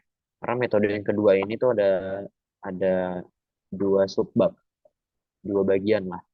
Nah, kalau metode yang pertama itu berdasarkan penjualan. Ini cukup, tapi cukup jarang juga dipakai. Kalau berdasarkan penjualan, kita biasa dikasihkan ya data, misalkan contohnya di sini ada data penjualan ini, ada data AR, ada data AFDA, dan juga ada data penjualannya yang secara kredit. Misalkan diketahui persentase piutang tak tertagihnya adalah 0,75%. Maka langsung aja, oh berarti langsung aja nih kita asumsi aja. Oh kira-kira berarti dari penjualan kredit sebesar 3 juta, 0,75-nya ini kira-kira ya nggak bakal bisa tertagih lah. Gitu, nggak bakal bisa tertagih lah resiko banget. Nah kita ngira-ngira aja. Berarti 0,75% dari 3 juta, jadi adalah 22.500. Jadi kita ngira-ngira, oh ya udah deh, kira-kira berarti sebesar 22.500 ini kira-kira nggak akan bisa tertagih gitu. Jadi kita cadangin. Maka jurnalnya adalah bad debt expense pada allowance for doubtful accounts, BDE pada AFDA gitu. Oke. Jadi kalau berdasarkan penjualan cukup gampang. Tinggal cari aja berapa penjualan kreditnya. Habis itu tinggal dikali dengan berapa persentase piutang tak tertagihnya. Berapa asumsinya. Gitu. Nanti langsung dapat angkanya. Oke. Nah, itu kalau penjualan. Terus yang kedua, ada berdasarkan piutang. Berdasarkan piutang ini juga ada dua bagian, yaitu berdasarkan rata-rata piutang dan juga berdasarkan schedule. Nah, kalau berdasarkan rata-rata piutang, berarti kita rata-ratain dulu. Kira-kira rata-rata air kita berapa sih? Berarti tinggal cari aja rata-ratanya ya. Berarti totalin dulu semua airnya. Dapat misalkan di sini total airnya itu ada 3.600.000. Berarti ya udah 3.600.000 dibagi 3, jadi average-nya adalah 1,2. Oke, berarti rata-rata piutangnya 1,2. Tapi bukan berarti 1,2 ini langsung kita jurnal. Bukan berarti langsung BDE pada AFDA 1,2. Bukan berarti kayak gitu. Tapi kita lihat dulu, apakah ada saldo AFDA sebelumnya? Misalkan di sini sebelumnya ada saldo AFDA. Misalkan sebelumnya ada saldo AFDA, di beginning AFDA-nya itu 500.000. Ya. Nah, berarti kan kalau dari 500.000, terus kita nemu nih, average AFDA-nya itu, average yang mau kita cadangin itu 1,2. Berarti kan ending yang kita mau itu 1,2 kan? Berarti gimana caranya AFDA kita yang tadinya 500.000, sekarang jadi 1,2. Berarti kita adjust dong. Cara ngejustnya adalah berarti 500.000 ditambah berapa biar hasilnya 1,2. Oh berarti ditambah 700.000 kayak gitu. Berarti yang kita masukin ke jurnal jadi BDE pada AFDA sebesar 700.000 Kayak gitu. Sampai sini ada yang mau ditanya dulu? Jelas dulu? Aman, Kak. Aman ya? Oke. Kalau gitu lanjut ke yang terakhir. Nah, yang terakhir yaitu schedule piutang. Nah, ini yang biasa kita pakai nih. Scheduling biasanya. Nah, contohnya misalkan di sini scheduling juga sebenarnya nggak cukup rumit, ya. Dia cuma butuh ketelitian kita aja. Misalkan di sini contoh soalnya ada penjualan-penjualan atau pembelian-pembelian kredit. Misalnya PTX ngebeli barang kita secara kredit pada tanggal 1 November 2021. Terus ada termin 3/15 N per 29 senilai 1,2. Terus misalnya PTZ juga ada membeli kredit ke kita pada tanggal 20 November dengan termin 2/10 N per 30 senilai 1,4. Terus ada PTM membeli secara kredit pada tanggal 15 Desember 2021 dengan termin 2/15 N per 60 senilai 1 juta. Nah, scheduling itu apa sih? Scheduling itu sebenarnya ya udah kita tinggal klasifikasiin. Kita kan tadi punya 3 utang nih, ya kan? Punya 3 AR, sorry. Kita punya 3 account receivable, ya. Tinggal kita klasifikasiin aja, kita kelompokin. Kira-kira AR yang AR yang PTX itu umurnya udah berapa? Tinggal gitu aja. Terus AR yang PTZ umurnya udah berapa? Terus AR yang PTM umurnya udah berapa? Tinggal kita klasifikasiin sesimpel itu. Nah, di sini ada tabelnya. Tabelnya ini juga template biasanya ya. Di sisi paling kiri, masukin aja AR-nya. AR yang kita punya ada apa aja. Ya, tadi kan kita punya AR ada 1 juta, ada 1,2, dan ada 1,4 ya. Maka langsung kita masukin AR-AR. Nah, baru di sisi kanan, ini ditentuin di soal ya biasanya ya. Ini kalian nggak bisa asumsi sendiri. Kalau ini biasanya ditentuin di soal. Nanti di contoh soal yang habis ini bakal kita bahas deh. Contoh untuk menentukan umur-umur AR-nya. Kalau kita misalkan di sini, misalkan anggaplah di soalnya begini. Di not due, misalkan kalau not due itu berarti dia belum jatuh tempo. Ya, not due berarti belum jatuh tempo. Nah, kemudian kalau udah lewat dari jatuh tempo, yang mana pas due, berarti misalkan di sini ada kurang dari 10 hari. Terus juga ada 11 sampai 20 hari, ada juga udah lebih dari 21 hari. Nah, maksud persen-persen ini apa sih? Nah, maksud persen-persen ini misalkan berarti kalau misalkan ada AR yang masih belum jatuh tempo, yang berarti not due, itu tuh kita cadanginnya cuma 1%. Kalau misalkan dia AR-nya udah berumur kurang dari 10 hari, berarti kita cadanginnya 1,5%. Terus kalau misalkan ada AR 11 sampai 20 hari, kita cadanginnya 2%. Terus kalau misalkan ada AR yang udah lebih dari 21 hari umurnya, berarti kita cadanginnya 3%. Sesimpel itu. Nah, udah tinggal kita kelompokin. Tadi kita punya AR PTM 1 juta, PTX 1,2, PTZ 1,4, ya kan? Kita lihat dulu dari PTM. PTM berarti yang ini nih, yang 1 juta. PTM membeli kredit tanggal 15 Desember 2021. Oke, dia beli di kita 15 Desember. Ingat, scheduling AR itu selalu di akhir tahun biasanya, di 31 Desember. Oke, maka kita asumsi sekarang kita ada di 31 Desember. Nah, si PTM itu ngekredit di kita tanggal 15 Desember tahun 2021 tahun ini. Dengan termin 2/15 N per 60. Nah, deadline pembayarannya ini 60 hari. Ya. Sedangkan dia beli di tanggal 15 Desember. Sekarang kita ada di 31 Desember. Berarti dari 15 Desember ke 31 Desember baru berapa hari? Baru 16 hari kan?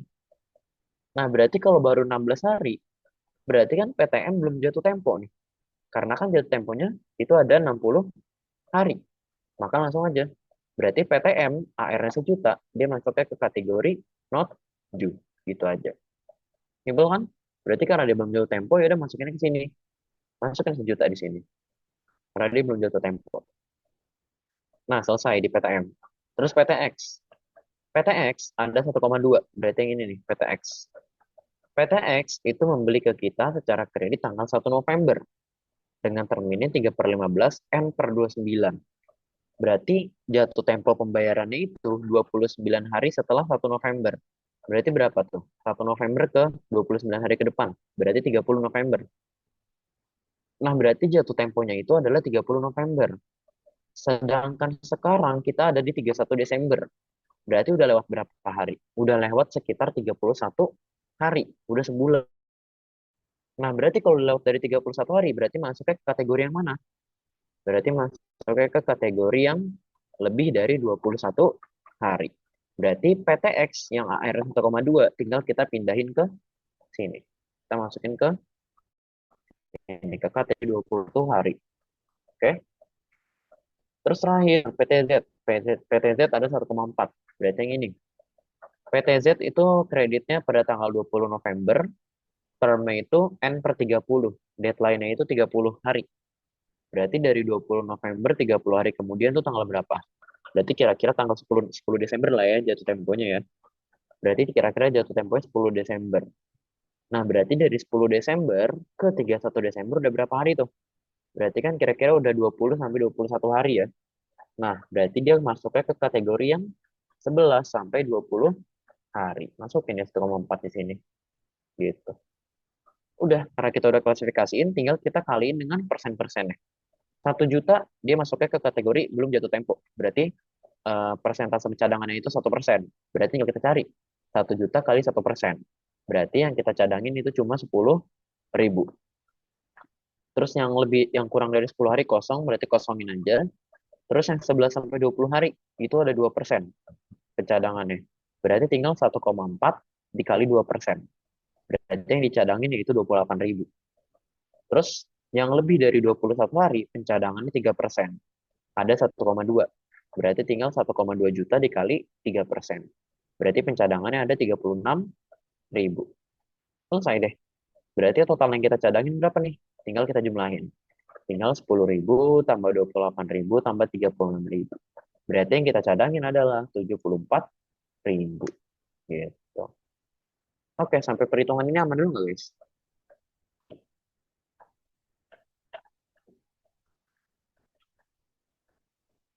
Gimana?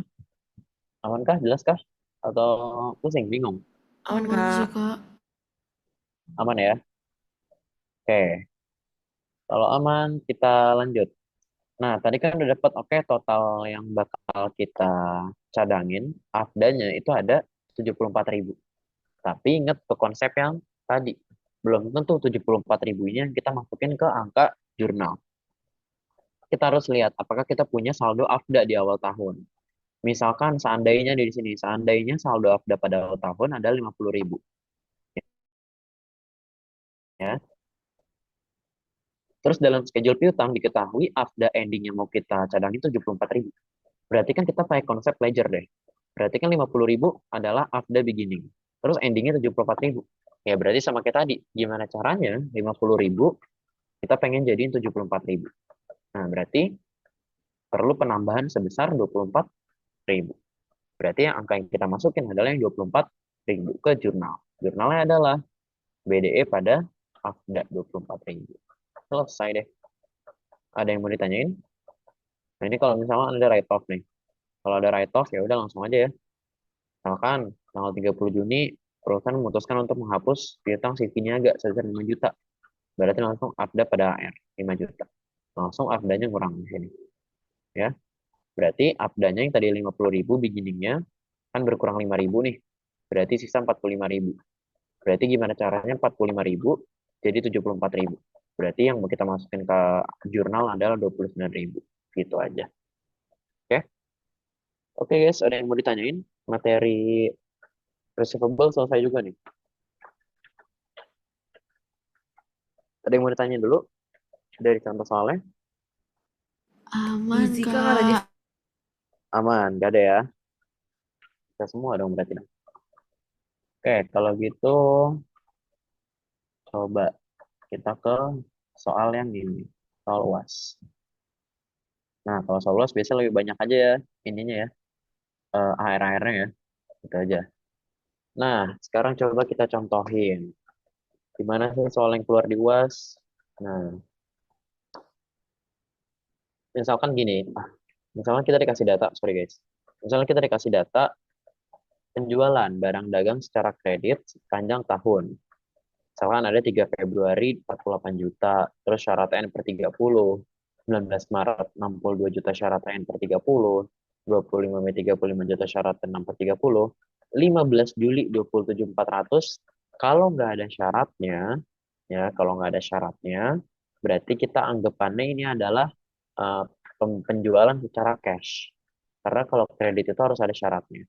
Berarti yang 27.400 ini yang 15 Juli kita coret. Oke, kita anggap IAR. Terus 10 Agustus 36 juta N per 60. 8 Oktober 44 juta N per 60. 15 November 52 juta N per 60. 20 Desember 25 juta. Ininya nggak ada keterangan, berarti kita coret lagi. Nah, sama 8 Oktober nih. 8 Oktober 44 juta 900 N per 60. Keterangannya telah diterima pelunasannya. Berarti kalau udah lunas ya ngapain lagi kita hitung sebagai pencadangan. Berarti kita coret juga 8 Oktober. Oke. Terus kita disuruh nyari saldo account receivable per 1 Januari adalah 772.760. Oke. Ini catatan saldo AR beginning-nya. Terus pada tanggal 1 April 2023, Ibu Finita menghapus piutang yang dianggap tidak tertagih sebesar 15 juta. Piutang ini merupakan bagian dari saldo AR per 1 Januari 2023. Ini catatan-catatannya ya. Terus jumlah piutang tahun lalu yang diterima pelunasannya di luar piutang yang dihapuskan pada tanggal 1 April adalah 32.620.000. Diminta, buatlah daftar umur piutang, aging receivable schedule, apabila Ibu Finita menggunakan ketentuan persentase pencadangan piutang tak tertagih sebagai berikut. Nah, ini yang gue maksud, ya, umurnya itu dan persentasenya kita tentuinnya dari soal, gitu. Jadi udah ditentuin dari soal, jadi kita tinggal ikutin soal. Berarti umurnya itu kalau not due berarti pencadangannya 0,5. Kalau 1 sampai 3 bulan pencadangannya 2%. Kalau 3 sampai 6 bulan berarti 3%. Kalau 6 sampai 9 bulan berarti 4%. Kalau 9 sampai 12 bulan berarti 5%. Kalau 12 bulan ke atas berarti 8%. Berarti gitu ya. Kita ntar buat tabelnya kayak gitu. Terus buatlah ayat jurnal penyesuaian, adjusting journal entries, yang dibutuhkan apabila saldo AFDA-nya per 1 Januari 2023 adalah 10 juta. Oke, nah ini ada banyak informasi yang kita dapetin. Terus sekarang kita ngapain dulu nih step awalnya? Step awalnya yang pertama adalah kita harus tahu dulu saldo account receivable per 31 Desember kita ada berapa. Tadi udah di state. Kalau misalkan saldo AR beginning itu 72 juta, terus ada penghapusan 15 juta, terus ada jumlah piutang tahun lalu yang diterima pelunasannya 30 juta. Berarti kita hitung, sebenarnya AR kita itu ada berapa? Yang di catatan-catatan ini ya. Yang di 3 catatan ini tuh AR kita ada berapa? Kita hitung aja pakai prinsip ledger. Di 1 Januari awalnya AR kita 72 juta kan? Di catatan nomor 1 tadi. Nih. Di catatan A, saldo AR kita awalnya 72 juta 700. Berarti AR-nya awalnya 72 juta. Ya kan? Nah, terus ada penghapusan. Pada tanggal 1 April nih, di catatan B, itu ada penghapusan AR sebesar 15 juta. Berarti kalau penghapusan AR, dia sifatnya ngurangin AR. Berarti di sini AR berkurang, 15 juta. Oke. Terus, ada jumlah piutang tahun lalu yang diterima pelunasannya. Berarti ada AR yang diterima pelunasannya. Berarti ada AR yang dilunasin. Sebesar 32 juta. Berarti AR kalau udah dilunasin, berarti dia sifatnya mengurangi AR. Berarti di sini AR berkurang lagi 32 juta. Nah, tinggal kita kalkulasi. Berapa nih berarti beginning AR kita? Berarti 72 juta dikurang 15 juta dikurang 32 juta. Berarti AR kita awalnya ada 25 juta 400. Oke. Itu kita kelar dulu nih nyari AR awalnya. Oke. Nah, sekarang sebelum kita buat apa namanya? Aging receivable schedule, kita tadi harus identify dulu dari daftar AR yang tadi ada di atas, kira-kira mana aja yang AR, mana aja yang bukan, gitu. Nah, kita identifikasi aja dulu. Tadi kan udah beberapa kita coret, berarti ini adalah penjualan secara cash. Berarti kita merahin, kita blacklist. Karena dia bukan penjualan kredit. Terus ada 8 Oktober. Tadi ada keterangannya kalau ini AR-nya udah dilunasin. Ya udah, kalau udah dilunasin, udah bukan AR. Kita coret. Terus terakhir ada di 20 Desember. Di 20 Desember juga nggak ada keterangan yang nggak ada syaratnya. Berarti dia bukan kredit. Berarti kita coret. Berarti yang kredit itu cuma ada sekitar segini ya. Ada 1, 2, 3, 4, ada 5 ya kira-kira. Tinggal kita masukin sama beginning AR, sama beginning AR. 25 juta. Berarti baru deh kita udah tahu mana aja AR kita, tinggal kita buat schedulingnya. Nah, gampang nih tinggal kita buat tabelnya. Di sisi kiri kita masukin dulu semua AR kita. Mulai dari beginning AR 25 juta kan tadi kan. Beginning AR 25 juta. Terus ada 48 juta, ada 62 juta, ada 35 juta, 36 juta, dan 52 juta. Kita pindahin aja apa yang ada di atas ini ya. Yang nggak kita merahin. Kita masukin ke sini. Udah, habisnya tinggal kita klasifikasiin. Pertama, dari beginning AR. Beginning AR sebesar 25.400.000. Syaratnya nggak ada. Kenapa nggak ada syaratnya? Karena kan ini beginning AR itu berarti anggapannya adalah AR per 1 Januari 2023. Berarti itu adalah AR yang dari 12 bulan lalu. Ya kan? Ini adalah AR gabungan dari 12 bulan lalu. Berarti ya udah tanpa perlu kita ketahui syaratnya, kita juga udah tahu kalau ini adalah AR dari 12 bulan lalu. Ya udah, kalau ini adalah AR dari 12 bulan lalu, berarti kita masukinnya ke bagian ini 25.400.000, kita masukin ke kolom lebih dari 12 bulan gitu. Ini dari mana nih? Angka-angka 1 sampai 3 bulan, 3 sampai 6 dari soal tadi ya. Ini dari sini. 1 sampai 3, 3 sampai 6, 6 sampai 9, 9 sampai 12, sampai 12 bulan. Ini persentasenya juga ada. Tinggal kita masukin. Berarti 25 juta, tadi kategorinya ke 12 bulan. Terus yang 48 juta. Yang 48 juta kita lihat ke atas. 48 juta syaratnya adalah N per 30. Berarti jatuh tempo pembayarannya adalah 30 hari. Terus tanggalnya kapan? Tanggal terjadinya transaksi. Terjadinya transaksi itu ada di 3 per 2, berarti 3 Februari. Berarti transaksinya 3 Februari. Terus jatuh temponya 30 hari kemudian. Berarti harusnya jatuh temponya itu 30 Maret. Ya enggak? Sorry, bukan 30 Maret, 3 Maret. Ya kan? 3 Maret. Berarti dari 3 Maret ke 31 Desember udah jauh banget dong. Udah berapa bulan tuh? Maret, April, Mei, Juni, Juli, Agustus, September, Oktober, November, Desember. Ada 10 bulan kan berarti kan. Nah, berarti udah ketahuan kan tadi ada 10 bulan dari Maret. Berarti yang 48 juta kita klasifikasinya ke 9 sampai 12. 48 juta. Terus yang 62 juta 850 transaksinya terjadi di 19 Maret. Terus syaratnya N per 30. Berarti jatuh temponya itu ada di 19 April.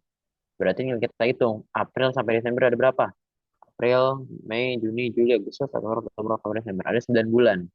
Berarti kita masukin ke bagian sini. 6 sampai 9 bulan. Masuk 62 juta. Oke.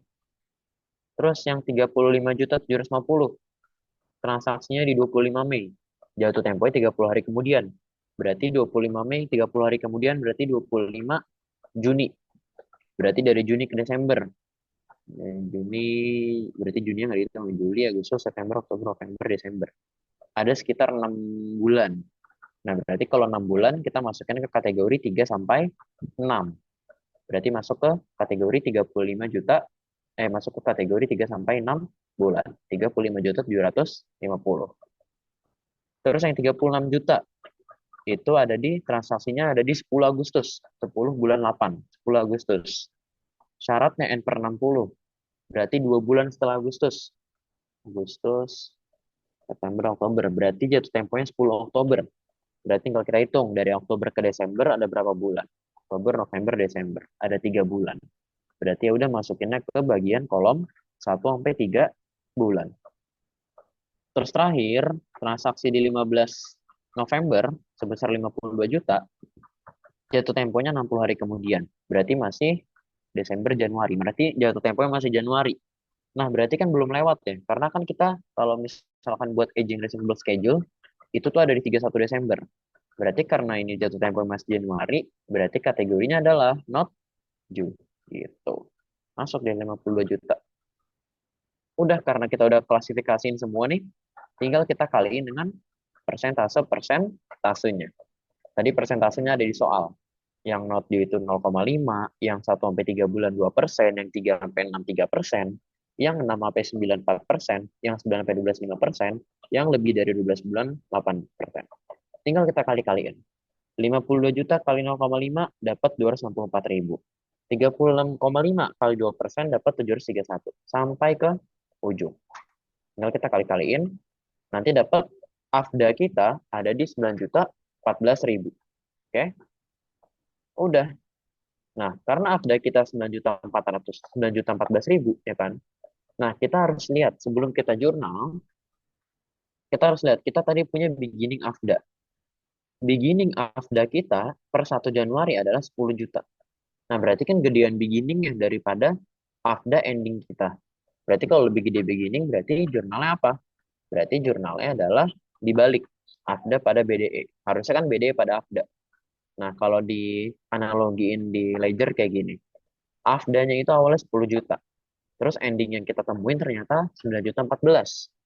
Berarti gimana caranya dari 10 juta jadi 9.014? Berarti kita harus mengurangi AFDA-nya. AFDA itu berkurang di debit kalau bertambah di kredit. Maka tinggal kita kurangin sebesar 10 juta kurang 9.014. Berarti berkurangnya 985. Maka jurnalnya karena AFDA-nya berkurang, maka AFDA-nya di debit. Baru pada BDE sebesar 985. Selesai deh guys. Kecepatan nggak ya gue? Gimana guys? Bisa dipahami nggak? Atau ada yang mau diulang? Aman, Kak. Aman. Yang lain gimana?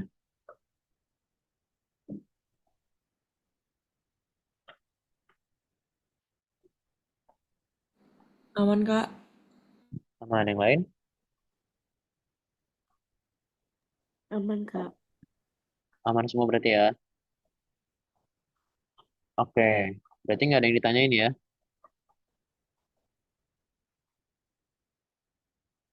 Kalau nggak ada yang ditanyain sama, berarti kita selesai nih guys.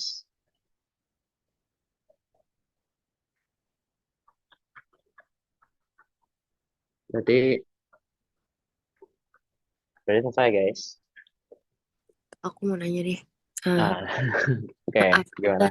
After achievable ini Kak, ini tuh kita bakal belajar apa lagi Kak? Maksudnya kayak yang kemungkinan bakal keluar di UAS Gimana, tuh gimana?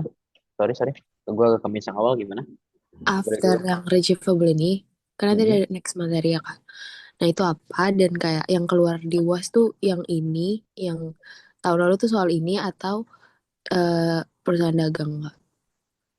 Ini udah AR itu udah selesai, udah ujung kalian. Udah selesai. Jadi abis ini ngafalin UAS. Berarti materi UAS kalian itu ada 3.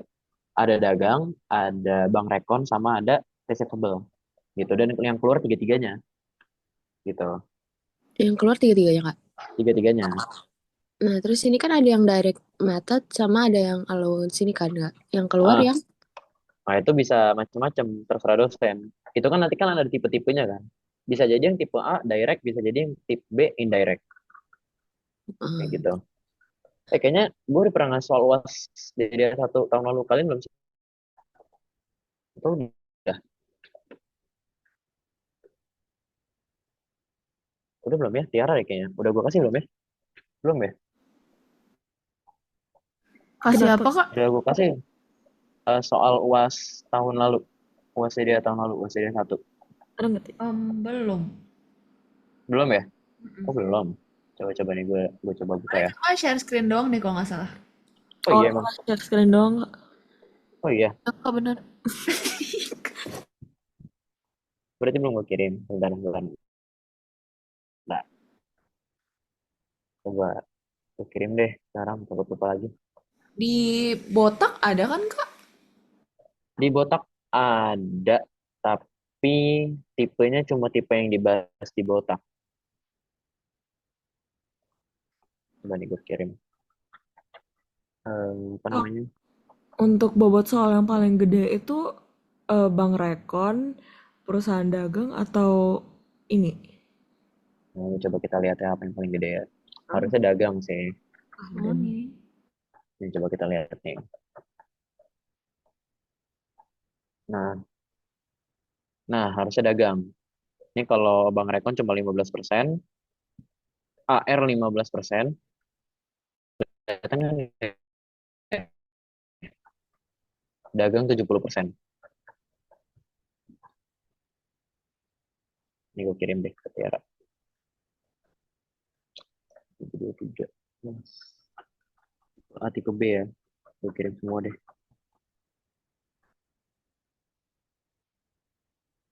Kalian udah mulai ini belum latihan-latihan buat UAS? 3 soal loh.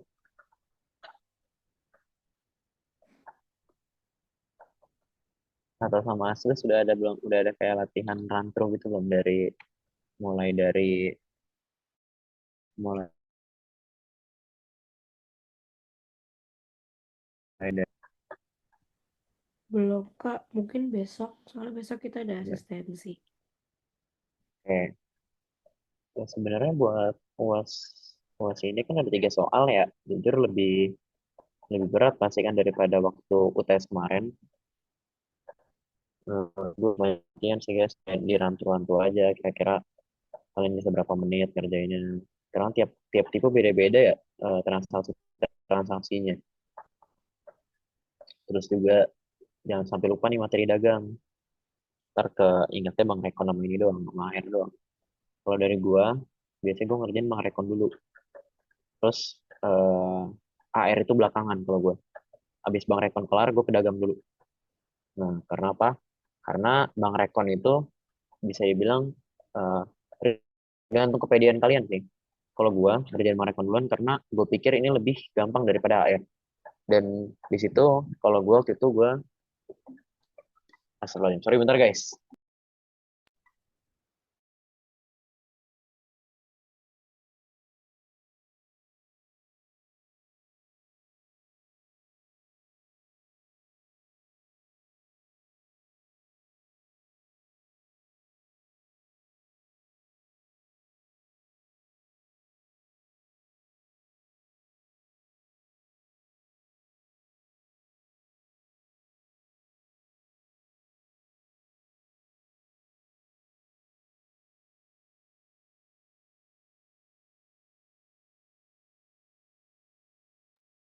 Oke, sorry. Nah, kalau gue kerjain kenal Bang Rekon dulu, karena kalau gue lebih pede buat ngerjain Bang Rekon dulu, dan gue pede kalau misalnya 15 menit awal itu kira-kira 10 sampai 15 menit awal lah. 10 sampai 15 menit awal, di situ gue alokasiin lah untuk ngerjain Bang Rekon dulu, gitu.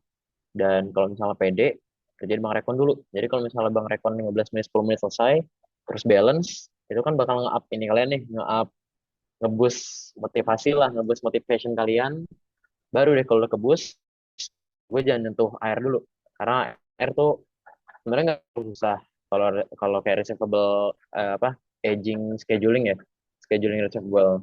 Cuma kan ngitung-ngitung deadline harinya ini ribet ya, yang deadline-nya ya kan, ini agak ribet menurut gue ya kan.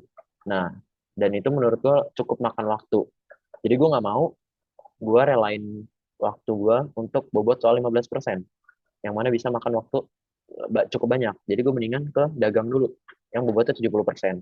Jadi at least kalau misalkan gue ngerjain si soal dagang ini lama ya, tapi gue at least bisa dapat bobot 70% ditambah Bang Rekon 15%. At least gue dapat 85 kalau misalnya gue pede bener gitu. Nah, baru deh habisnya terakhir ke AR gitu. AR belakangan aja karena bobotnya kecil juga kan. Atau terserah kalian strateginya. Kalau kalian mau dagang juga boleh gitu. Tergantung tingkat kepedean kalian lah. Kalian pede ngerjain mana dulu.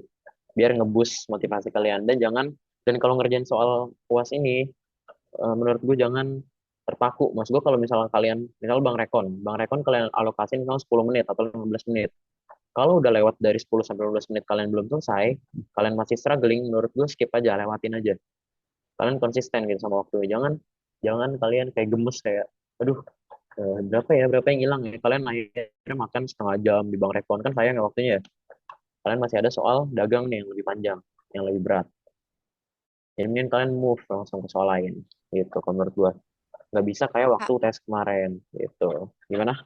Kak, sorry kalau masih ada waktu boleh bahas soal AR lagi nggak? Aku masih kayak kurang paham sih, cuman kayak belum ngeh banget Air gitu loh. lagi, Ah, air boleh lagi nggak? bentar, bagian mana yang belum nggak, coba kita coba Eh, ulang. Soal lain, kalau soal lain aja ada nggak? Maksudnya yang kayak, Oh, lain. Sebentar gue cari ya. Ntar gue cari dulu. Gue ambil dari botak aja kali ya. Kalau soal lain soalnya, oh, gue gak ada bukunya deh. Buku gue hilang guys. Sebentar. Coba kita dari botak.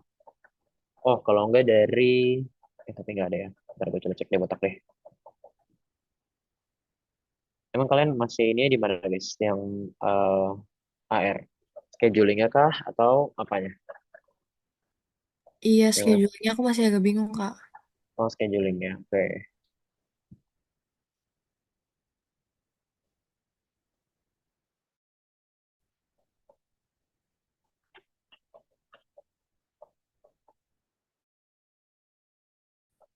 Ntar ya, gue cari dulu ya.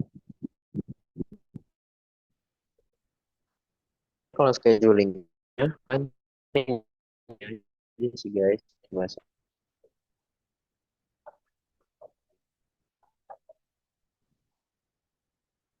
tahun berapa nih? 2023 kali ya.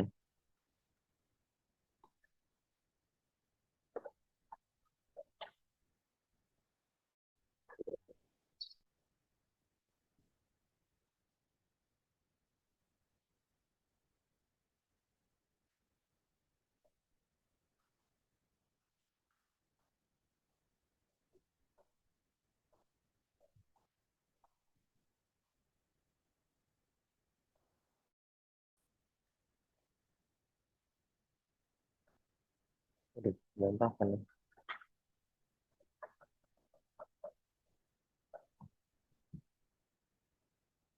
Bentar ya guys. Oh, tahun 2022 nggak ada deh. Tahun 2022. Ini apa nih? Tapi tahun 2022 nggak ada ya guys. Bentar ya. Kita mau coba ini coba. Sebentar, sebentar, sebentar.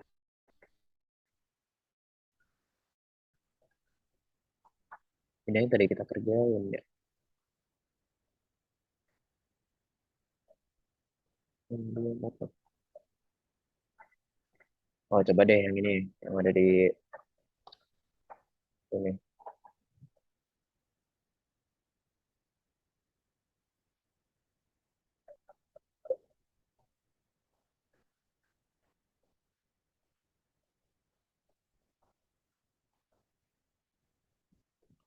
Oke.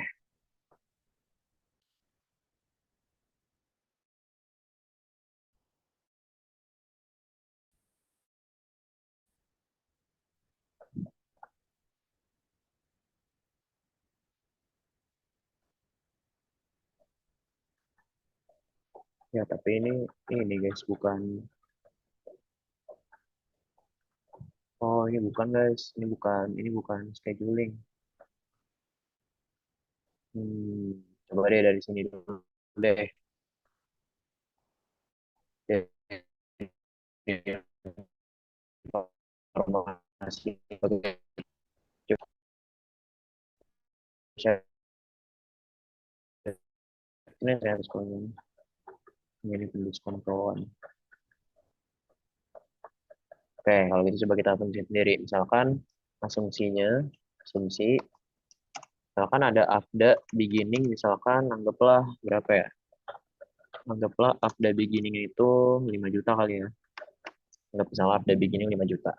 Nah, sekarang kita punya ada 1, 2, 3, 4, 5, 6, 7. Ada 7 AR. Ya, kan gitu. Terus keterangannya coba eh, kita kita ilangin aja lah. Kita anggap nggak ada. Karena ini sebenarnya adalah soal diskonto. Kalian nggak belajar diskonto ya? Atau belajar? Kalian belajar pendiskontoan Kalau nggak? nggak salah katanya minggu Belum belajar. depan deh, Kak. Oh, belum Dibalik. berarti ya. Nah, oke. Kalau itu karena ini diskonto, sebenarnya jadi kita anggap nggak ada dulu aja nih si keterangan ini ya. Kita coba manfaatin anggap tanggalnya aja, penjualannya, sama waktunya aja nih, sama ininya, asumsi jatuh temponya. Terus misalnya kita asumsikan lagi di tabelnya untuk hari untuk umur si piutang. Ini misalkan umur si piutang itu kan harusnya ditentuin di soal ya. Misalnya kita tentuin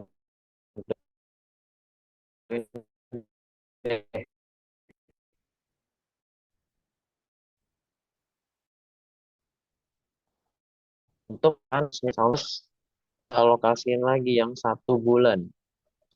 Yang 1 bulan misalkan kita cadanginnya 2%. Terus yang 2 sampai 4 bulan, misalkan ini 4% lah, atau 3% aja. Terus yang bulan, ya, misalkan 5 sampai 7 bulan, ini 4%. Terus yang 8 sampai 12 lah langsung aja, anggaplah 5%. Nah, si asumsi ini kita nggak buat sendiri ya. Ini harusnya ada di soal. Tapi karena soal kita tadi nggak ada, jadi kita anggapnya ya udah kita buat sendiri aja. Gitu, oke?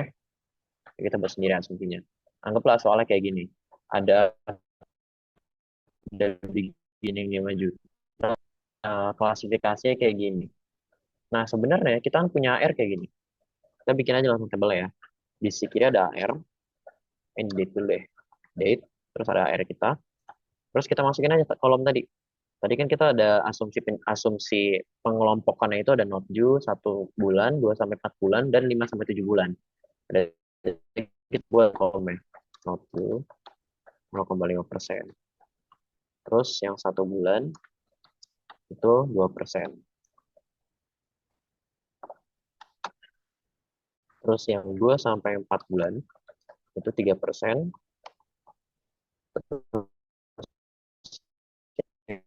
Yang 5 sampai 8 sampai 12 bulan itu 5%. Nah, kita buat kayak gini. Kita buat tabelnya. Oke, kalau gitu tinggal kita kelompokin. Tadi kan kita punya AR ada 62 juta, 65 ada 27 juta, ada 44 juta, ada 52 juta, dan ada 20 juta lagi. Ya. Nah, tinggal kita kelompokin aja. Kita kelompokin berdasarkan umur, simpel itu. Anggaplah ini manusia, anggap manusia ya. Anggap ini manusia. Kita tinggal kelompokin aja orang-orang ini berdasarkan umur mereka. Nah, cara kita tahu umurnya gimana? Cara kita tahu umurnya, anggaplah tanggal ini itu tanggal lahir. Ini tanggal lahir. Anggaplah tanggal lahir ya. Yang paling kiri ini anggap tanggal lahir. Berarti yang 48 juta ini lahirnya 3 Februari. Ya. Nah, terus berarti jatuh temponya itu 60 hari. Ya. Berarti jatuh tempo 60 hari. Nah, anggaplah berarti umurnya udah berapa kalau gitu kita hitung. Berarti umur si 48 juta ini kan dia lahir 3 Februari.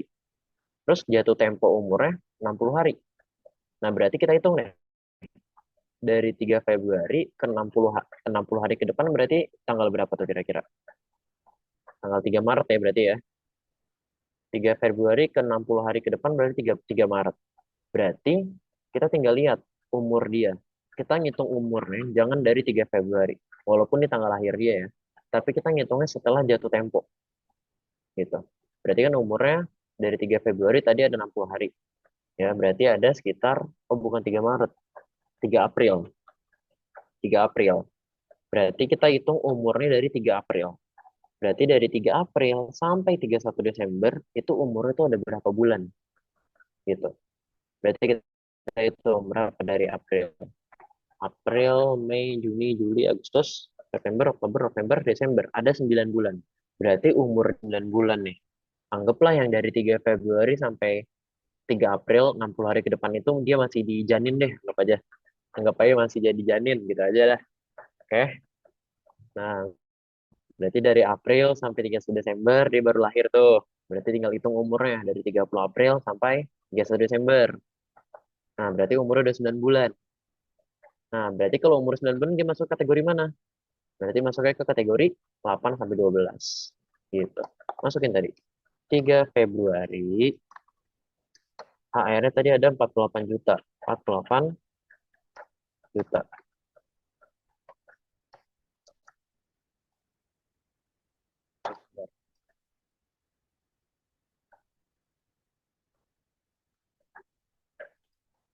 Ada 48 juta. Nah, akhirnya kan 48 juta. Terus dia tinggal kita masukin nih. Tadi kategorinya udah kita hitung, umurnya adalah 9 bulan setelah jatuh tempo. Berarti tinggal kita masukin, cari mana yang setelah 9 bulan. Berarti 9 bulan ada di sini. Berarti kita masukin ke sini. 48 juta. Selesai. Oke? Sampai sini paham dulu nggak? Buat pengelompokannya. Buat skema pengelompokannya. Paham, Kak. Paham ya? Nah, udah. Selanjutnya juga tinggal gitu. Berarti 19 Maret jatuh temponya 90 hari. Berarti 19 Maret 90 hari ke depan berarti tanggal berapa? Bulan apa? Berarti Maret, April, Mei, Juni. Juni berarti benar nggak? 3 bulan ke depan. Berarti 19 Juni. Ya kan? Berarti tinggal kita hitung. Dari 19 Juni ke 31 Desember itu berapa bulan? Berarti Juni, Juli, Agustus, September, Oktober, November, Desember. Ada 7 bulan. Berarti kalau 7 bulan masuknya kategori mana? Kita lihat. 7 bulan. Berarti masuknya kategori 5 sampai 7. Tinggal kita catat di sini. 19 Maret. 19 Maret. Angkanya tadi ada 62850. 62850. Nah, terus 62850 tadi masuknya kategori 7 bulan. Masukin ke sini. Selesai. Oke. Lanjut lagi. 25 Mei. 25 Mei ada 35 juta. Jatuh temponya 30 hari. Berarti dari 25 Mei 30 hari ke depan itu tanggal berapa?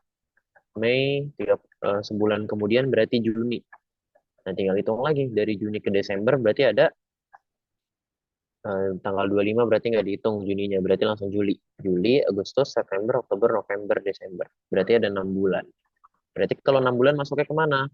Berarti masuknya ke kategori yang 5 sampai 7.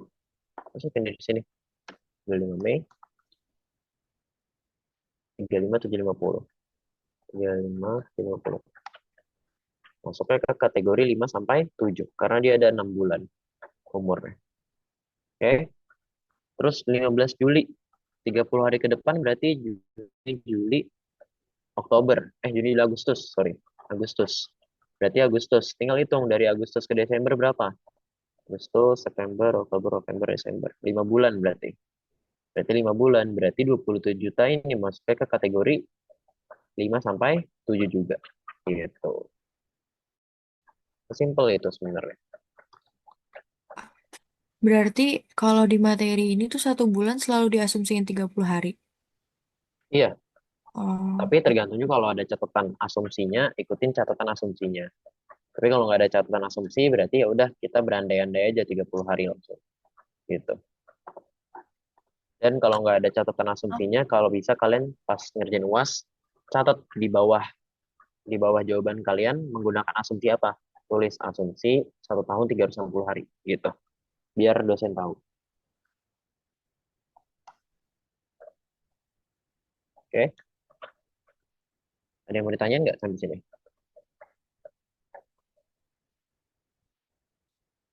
Aman? Terus aman, Kak. masukin lagi nih.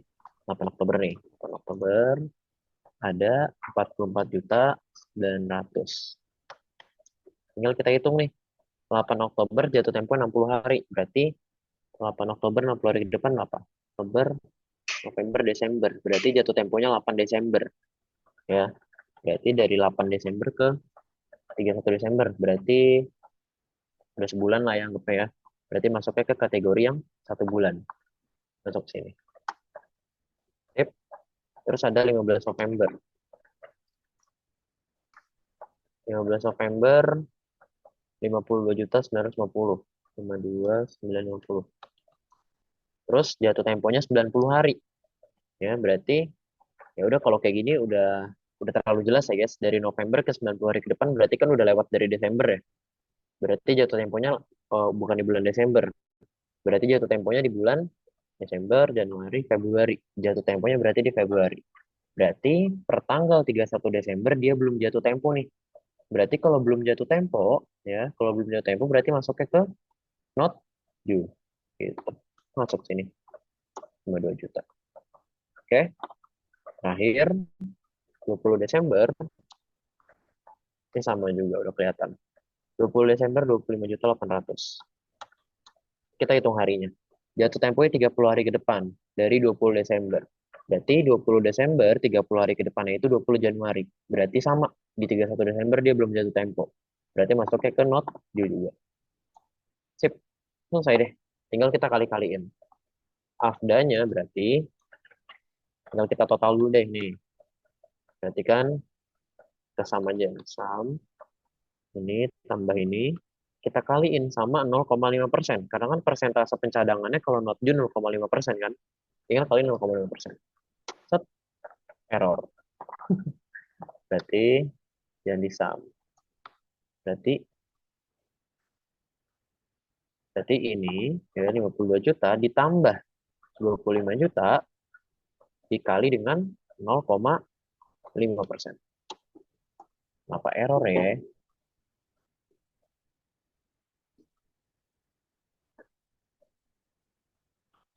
Ya udah, intinya kayak gitu deh guys. Ini kenapa error ya? Error mulai semua. Rasanya angka bukan mati. Ya udah, dia kayak gitu teman-teman. Ada yang mau ditanyain nggak? Kenapa error ya? Ada yang mau ditanyain guys? Aman, Kak. Pakai titik ya. Aman ya. Nah, dapat nih ternyata AFDA-nya berarti yang not due 0,5% dari 52 tambah 25 berarti AFDA-nya 393. Terus yang 1 bulan tinggal kita kali aja nih. 44 juta dikali 2%. Dapat 898. Yang 2 sampai 4 bulan kosong berarti stripin aja. Yang ini banyak nih. Berarti ini tambah 35 tambah 27 dikali berapa persen? Dikali 4%. Dapat 5 juta. Terakhir, ini 48 juta dikali 5%. Dapat 24. Selesai. Tinggal kita total. Berarti total afdanya berapa? Total afdanya tinggal kita tambahin semua. Tinggal kita summary. 393 tambah 800 tambah 5 juta tambah 2 juta 400. Totalnya adalah 8.731. Nah, berarti jurnalnya gimana nih? Jurnalnya, kita harus lihat after beginning-nya dulu. Nah, tadi kita udah buat nih, kita udah buat after beginning kita asumsinya awalnya 5 juta. Ya. Terus sekarang kita pengen afdanya 8.700. Berarti kira-kira angka di adjustment-nya berapa, guys? Afda awalnya 5 juta. Sedangkan di endingnya kita mau 8,7. Berarti adjustment-nya berapa? Apakah 8,7-nya kita masukin semua? Gimana? Coba nih pakai prinsip ledger ya.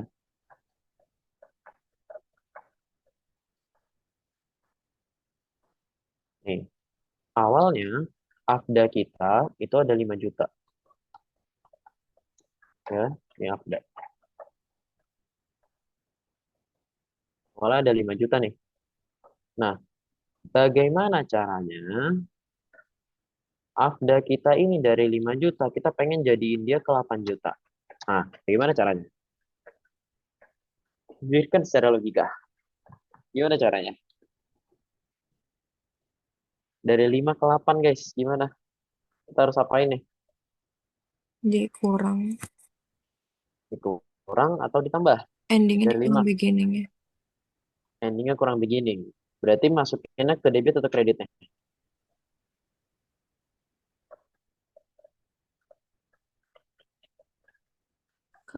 Kredit. Ke kredit, betul. Karena kan AFDA itu normalnya di kredit ya, saldo normalnya di kredit. Jadi dia kalau bertambah di kredit, berkurang di debit. Berarti AFDA kita yang awal 5 juta, kita pengen jadiin dia jadi 8 juta. Tinggal kita cari selisihnya. Berarti tinggal 8 juta dikurang 5 juta. Dapat 3,371. Berarti inilah yang kita masukin ke jurnal. Jurnalnya adalah BDE ya, atau Bad Debt Expense pada AFDA. Sebesar yang udah kita temuin. 3,7. Cepet, selesai. Gitu deh.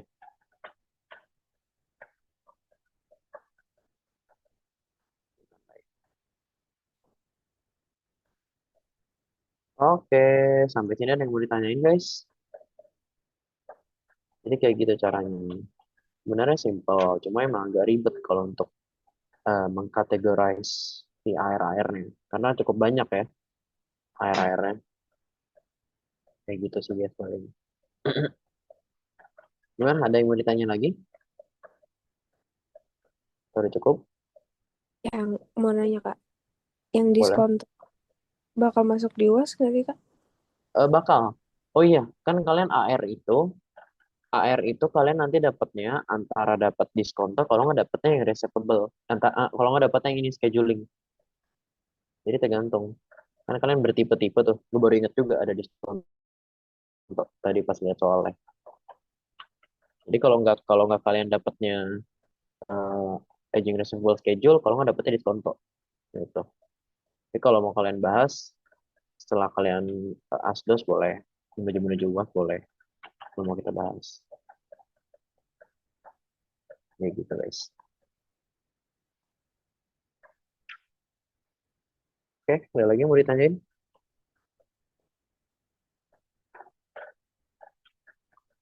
Cukup?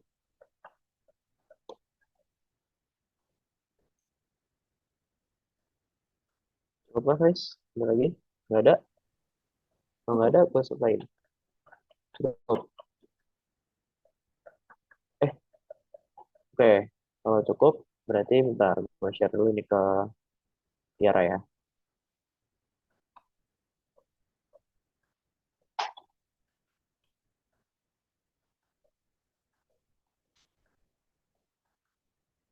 Terus tadi SAP berapa yang kita bahas?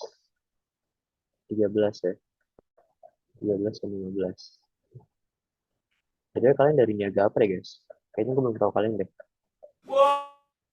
Eh, Kita niaga. Kita niaga B. Ada ya. C, B, D.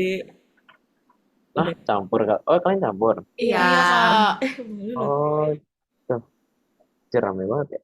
Ini siapa sih dari tadi yang rame? Devanya, Tiara, Monik. Rame banget perasaan. Itu kita attachment issue, Kak. Kira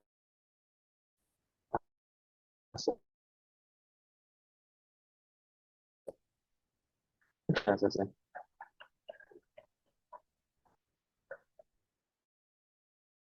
Siapa yang dapat asdos ini? Ada yang dapat asdosnya Ahda nggak? Atau Fazril atau Surya atau Yang B Leida? Kaleida, Kak. Baik Leida. Leida galak nggak? Jijik. Leida galak nggak? Tegas. Tegas sih Kak, tapi Oh tegas. Nggak galak ya. Nggak ada yang dapat Ahda? Ada. Nggak. Siapa yang dapat Ahda? Ahda tuh baik banget gila.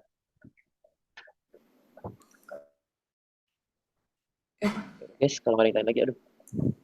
Guys, kalau nggak ada yang tanya lagi, begitu cukup ya berarti ya. Ntar gue share semua ya betul materinya ke Tiara. Oke. Tuh, oke. Kalau gitu, thank you so much, guys. Sampai paham ini ya. Oke, selamat ya. Thank you. Makasih, Kak. Iya. Oke. Sama-sama. Dadah, Kak. Bye, Kak. Iya, bye-bye.